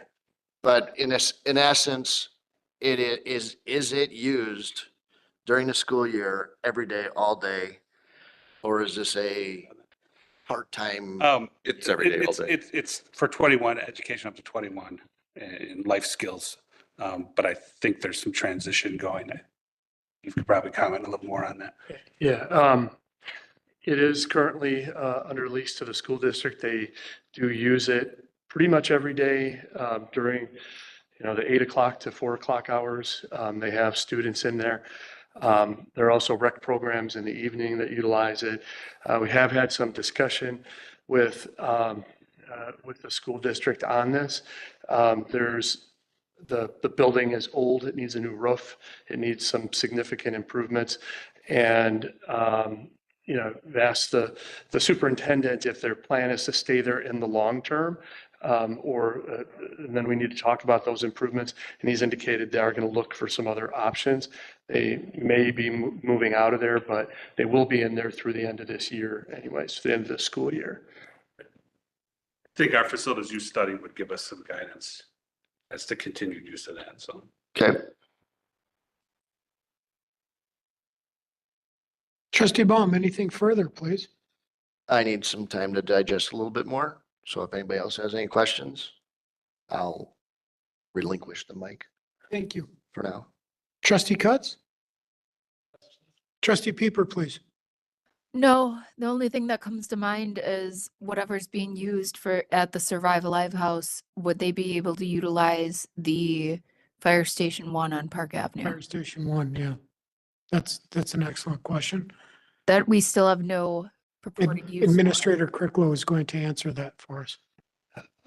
Is, if the school could use Fire Station 1 or if the fire department could use Fire Station 1? The school, we know the school. fire station has been, fire department is clear. That building is not usable. We are, the rec program uses Fire Station 1 heavily. It's one of the kids clubs locations. I don't believe that it would have the facilities in it that, and I have to talk with the superintendent to confirm this, but as you heard the school board president talk about, they use, excuse me, the kitchen, the bathrooms, the facilities. It's intended to teach students who have some special needs how to Living skills? living Yep, we skills understand. that are available at the Survive Alive House. I don't believe that those would be available at Fire Station 1. Perhaps you. we could open up communication between the school board and the village board with the actual uses that they would need that are currently in the Survive Alive house that the Fire Station 1 does not have. Or maybe with our newfound communication with the school board, would they be able to open up something in one of their schools for Kids Club in exchange to open up Fire Station 1 for that use? Well, could the school board president come on back up, please? You're getting your steps in today. You're welcome. I'm dressed in dad mode. Could- I would you- wasn't planning on being here tonight, but go ahead. Please clarify the long-term intent of the school district and the Survive Alive House, please. I Or, don't. or is that So unknown? our facilities use studies is going to probably provide some guidance in that. And I think at an administrative level, they've had some conversations about us discontinuing the use and finding internal space, just to bring them back into our own building, Nope. among other issues. So Well, Perfectly would you be- Would you be able to find a use in Fire Station 1 that you're currently using at the Survive Alive house? one's located near the high school, the other's to the middle school. Correct. And consider we're talking about continued education to 21, that lends to high school aged and Well, above. high school age is, 21 years old. You're Yeah, already 3 years past high school age. So I'll go over my skis a little bit on this, but I don't think the space will be needed in either direction. Because you're going to bring it in-house. That's the desired at Would this time. there- but We'll see what our study shows. Would there be any room for us to transfer kids clubs into any of the school facilities out of Fire Station 1? There already are kids clubs in our schools. Particularly Kennedy Middle School. I believe so. So why Yes. are we still utilizing Kids Club and Fire Station 1 when we have Kids Club in Kennedy Middle School? We have that many kids in Kids Club. Very popular program. Yeah. True, and I understand that, but Kennedy Middle School has gone through some renovations and seems like they have more than enough room to host Kids Club. Another conversation for another day. Yep. True that? Anything else, trustee Peeper, please? No. Thank you. Trustee Baum, have you digested as of yet? I have not come up with additional questions at this time. Thank you.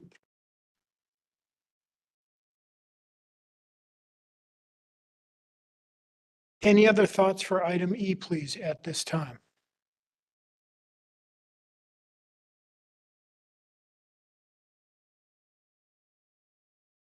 Thank you. We will move on to item F. I am grateful for the thoughtful discussion around the last two items. It'll make our community a better place.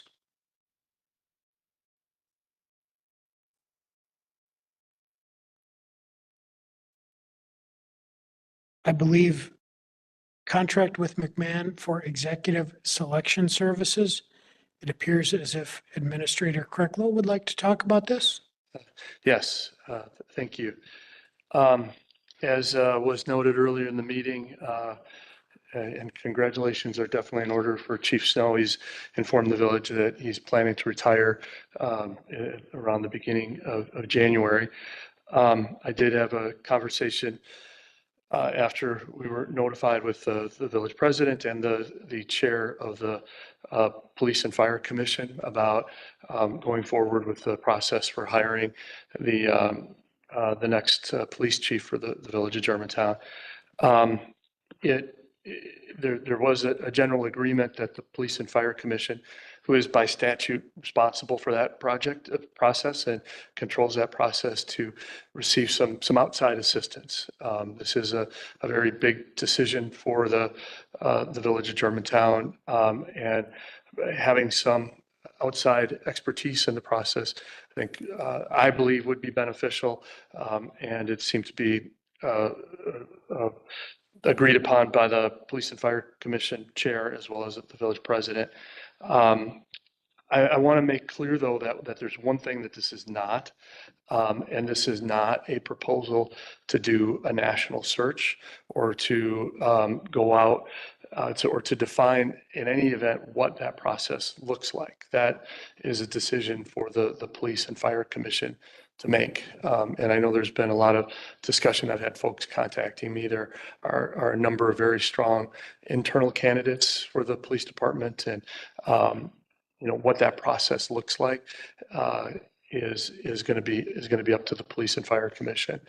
But having said that, whether it's opened up to outside candidates or whether it is kept to internal candidates, I think that there is a need for some outside assistance and things like developing interview questions, developing processes for rating candidates, and guidance through the selection process.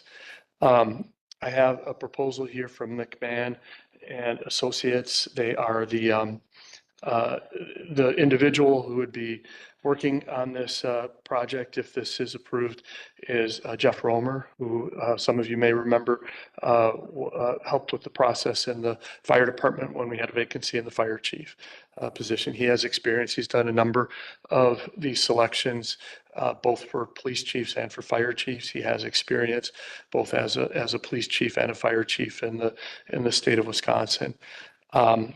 The proposal is an hourly proposal. They gave an estimate of $14,000 to $18,000 for this work. What I would recommend for the committee is that you would approve a contract with a not to exceed of $15,000. That's the expenditure authority of the committee.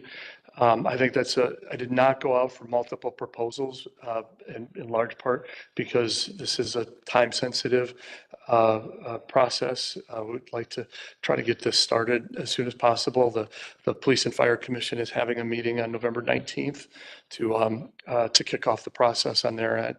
However, that is, I believe, a reasonable amount. I just compared it to the contract that we had for recruitment for the Public Works Director and the Village Engineer. Those two positions, the recruitment and selection processes were $22,000. So I think we're in the ballpark here for this position. Each? It was 22,000 total for those two positions, 11 for each. Trustee Baum, do you have any questions? Questions, but I'll start with motion.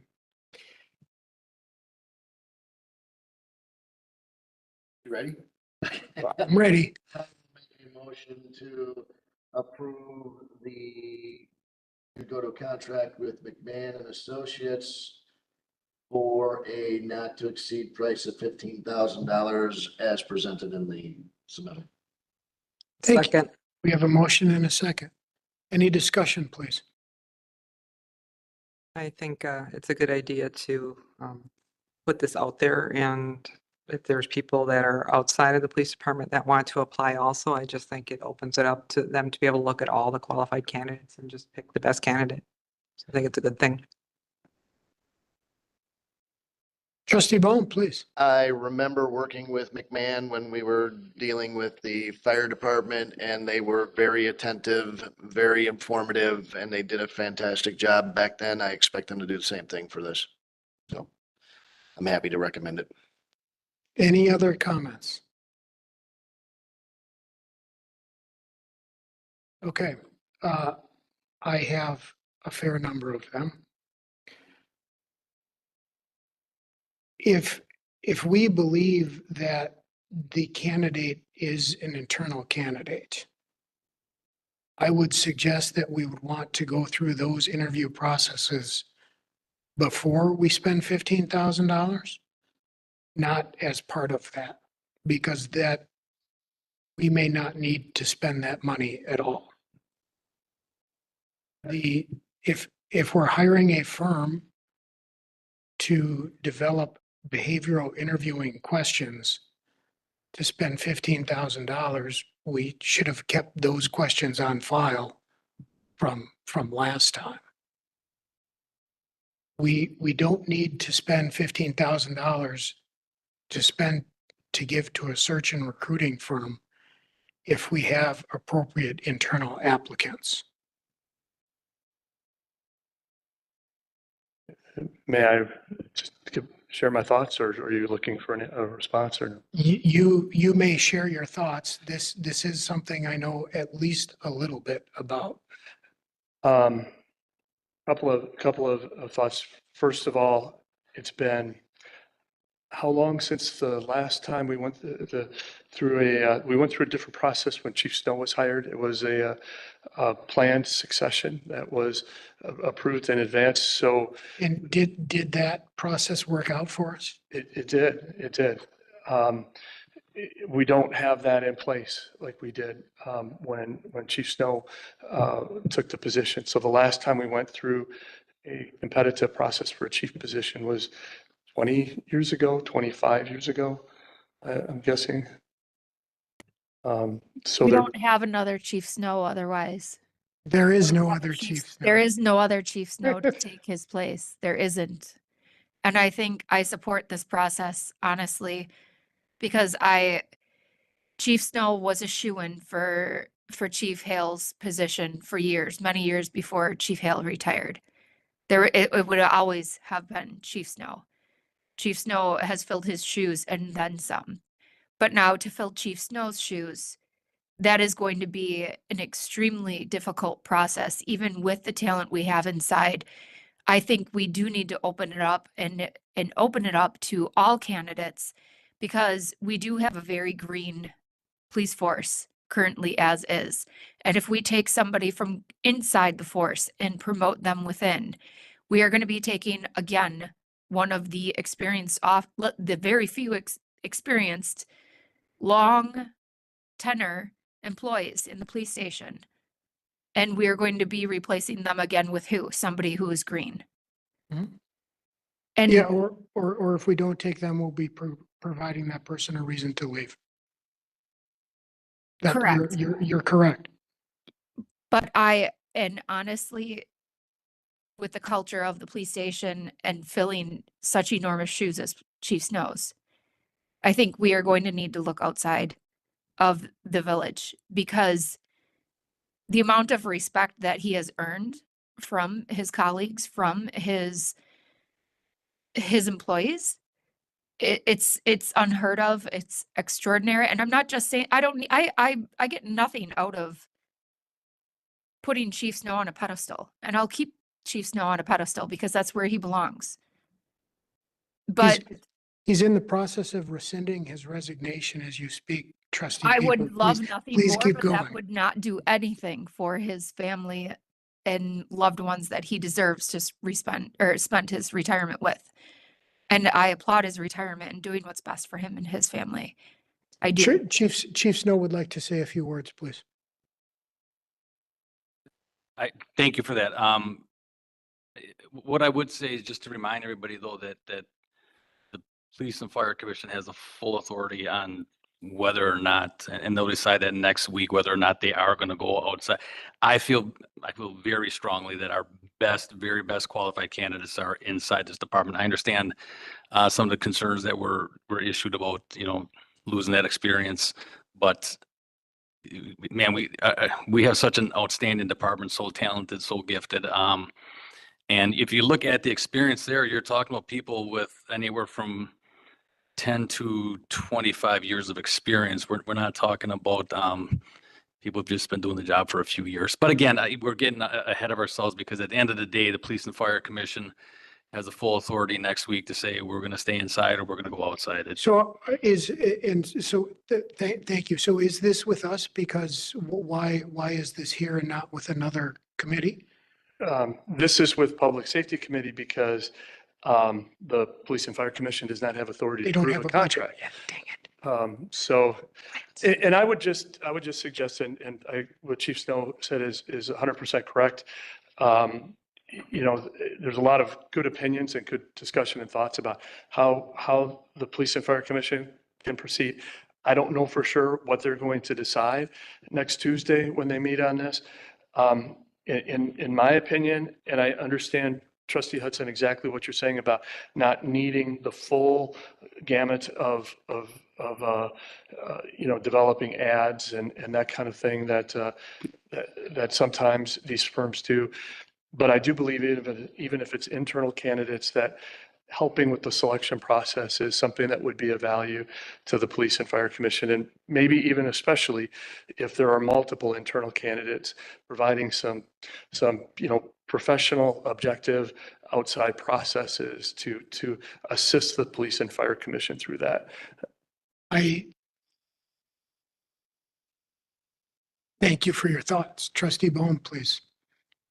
So Chief Delane, yours was an internal selection process. We used McMahon to vet Chief Delane. We used McMahon to validate that you had the criteria necessary, you had the skills. I think they even stayed on for a period of time to guide you through a transition process. Somebody helped you. I don't remember who that was though. So how that went down was when the prior fire chief left, McMahon was brought in to find the next fire chief, be it outside, inside, and through him working with me as the acting chief, Jeff came to the conclusion that the village already had the next chief. And he did work with me a little bit prior to my official appointment to make sure I did know what I was doing. And he stayed on for, I think it was like a week or two only after, just to keep communication with the board going and just to make sure everything was good to go. And in that vein, if we're gonna do some type of internal selection process, that was very comforting to the members of the board that we're not people that know police and fire. We can't, but this company was able to find the right person, confirm that he could do everything. Yeah, my belief, and I am obviously in the minority on this board and perhaps in this room, which is fine. The ability to hire and select appropriate personnel is a foundational skill of a good leader. And I am not necessarily a fan of hiring that skill. I would rather see that skill developed within our own staff as opposed to paying expensive consultants to potentially hire people that we already have on staff now. If we were sure that we did not have the next Chief Snow on staff, I may be speaking differently, but because there is the potential that that person already is in-house, I wonder if maybe we should wait to authorize this contract until after we've evaluated the internal candidates and potentially save ourselves $15,000 is my belief. But again, I'm in the minority, Is and that's okay. My belief is that if the person found is internally, then so be it. But we owe it to our citizens to ensure that we're finding the best person available, whether it's internally or externally. Yeah. And the right person, may that be internally, so be it. So be it. But a good leader does pick out a good successor. And I have no doubt that Chief Snow does have a couple in mind. But having an outside view to ensure that accuracy, I think we owe our citizens. So respectfully, I disagree that an outside recruiting firm has the ability to give us the best candidate. And I am very familiar with recruiting firms on multiple levels. So I understand and I respect your opinion. I do disagree. Are we able to approve this only if the commission may need it to be approved? Conditionally, if the commission feels that they do need to seek outside resources, can we approve it on that aspect? If they don't need it, then it is not utilized. You know, We can certainly do that. It's not gonna, not with, somebody will have to amend their motion. if I may just real quickly say what we requested and what the motion is up to an hourly rate up to $15,000. And the Police and Fire Commission will be the ones who will drive how many hours are being used on what they feel they need to provide assistance with the process. So it could very well be that if they go through an internal process first, they may need a minimal amount of time from the consultants that you have before here, that we have before us here today. And if that's the case, we won't spend anywhere near $15,000, if anything. And I fully back that. The requested hourly rate is how much, please?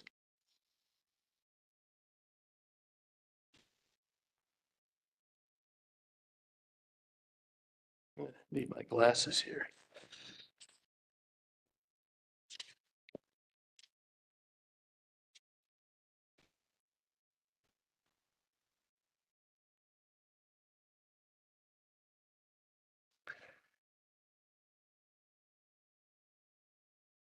I don't have that in this. It's not in their document. proposal, is it? No, it's not in this document that I attached. So we were asked to approve a contract with an unknown hourly rate up to $15,000?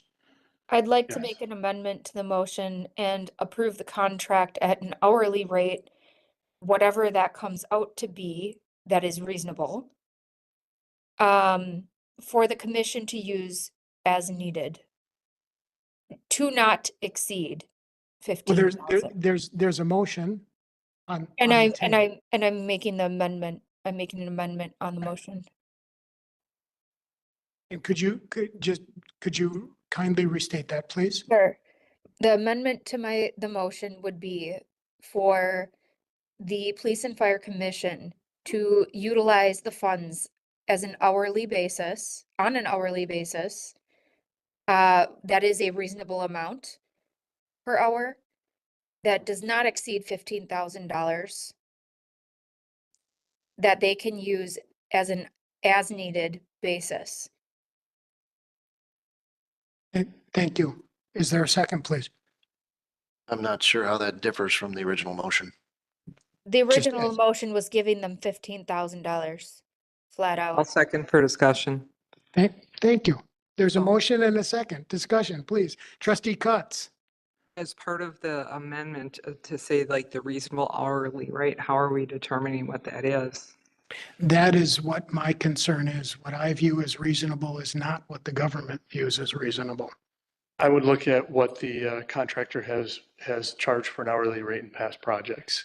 and Does look the for something contract similar say to how it. many hours are included in the $15,000? Because it can be easily broken down with math that way.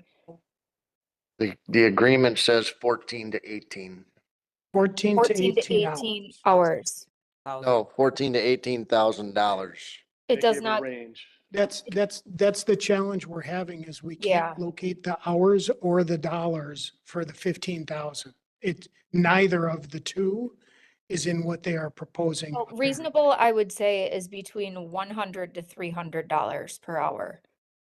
How about we just tell the village administrator to find it out? Sure.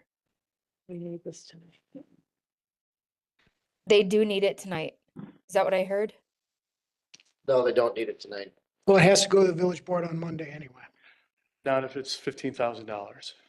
Under 15.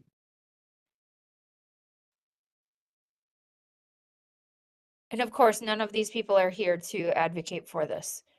That is also correct, which is, Fine, then you know what? We can make up the hourly amount. I say $150 to $250 per hour.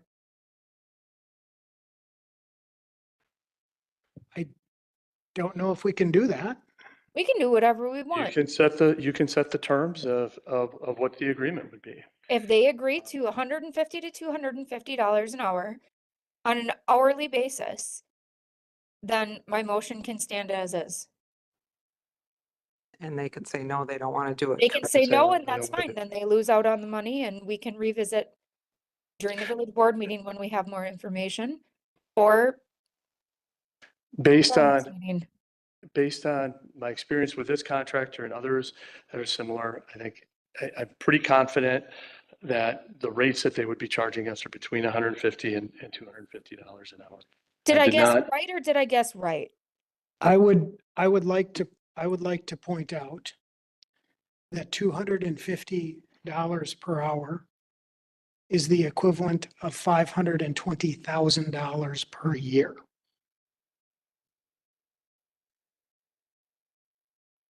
I know what recruiters Yes, make. that is exactly how much it is per year. Recruiters do not make that much, but a whole team of recruiters make way more than that per year. You're not paying for one recruiter, you're paying for an entire team of professionals. So I have no qualms whatsoever in paying that. We bill our engineers from 200 to 275 an hour, A recruiter is not an engineer. correct? But I'm just saying, that bill And rate, I am completely I comfortable want to with. be very clear. I am not denigrating recruiters in any manner. Denigrating And engineer. I did not take that as you demeaning them whatsoever, but I I feel very comfortable with that rate. Okay, Can we just not move this forward to village board and have those numbers confirmed by it doesn't Monday? have to go to village board is what I It hear you doesn't have saying. to go to what you're village saying? board, so I would like to give the police and fire commission, since we are on pretty much borrowed time, to find a new police chief. And I would like to give the commission all the tools that they need to make the correct decision. Yes, we understand your desire. Thank you. I think the problem with waiting and moving it to the village board is it's only a day before the police and fire commission are going to meet anyway. This doesn't go, again, this doesn't go to the village board. If three of you vote for this, which you are going to do, this will be authorized and the spending will take place. We just need to vote. Any further comments? All those in favor say aye. Aye. Of the amendment. Thank you. I appreciate that. Thank you. We have to vote on the amendment, which Pretty much states exactly what the amendment was. The original motion pretty much then states exactly what the amendment was. all those in favor of the amendment, thank you. Please say aye. Aye. All those opposed, nay. Okay. 2 for, 2 against. The amendment fails. Back to the original motion. Any discussion on the original motion, please? All those in favor, please say aye. Aye. Aye. All those opposed? Motion passes 3-1.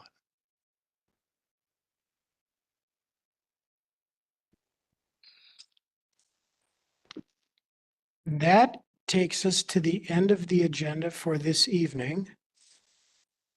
Our next meeting will be at 6 PM, December 2nd. Thank everybody for participating and have a good night. 6 PM.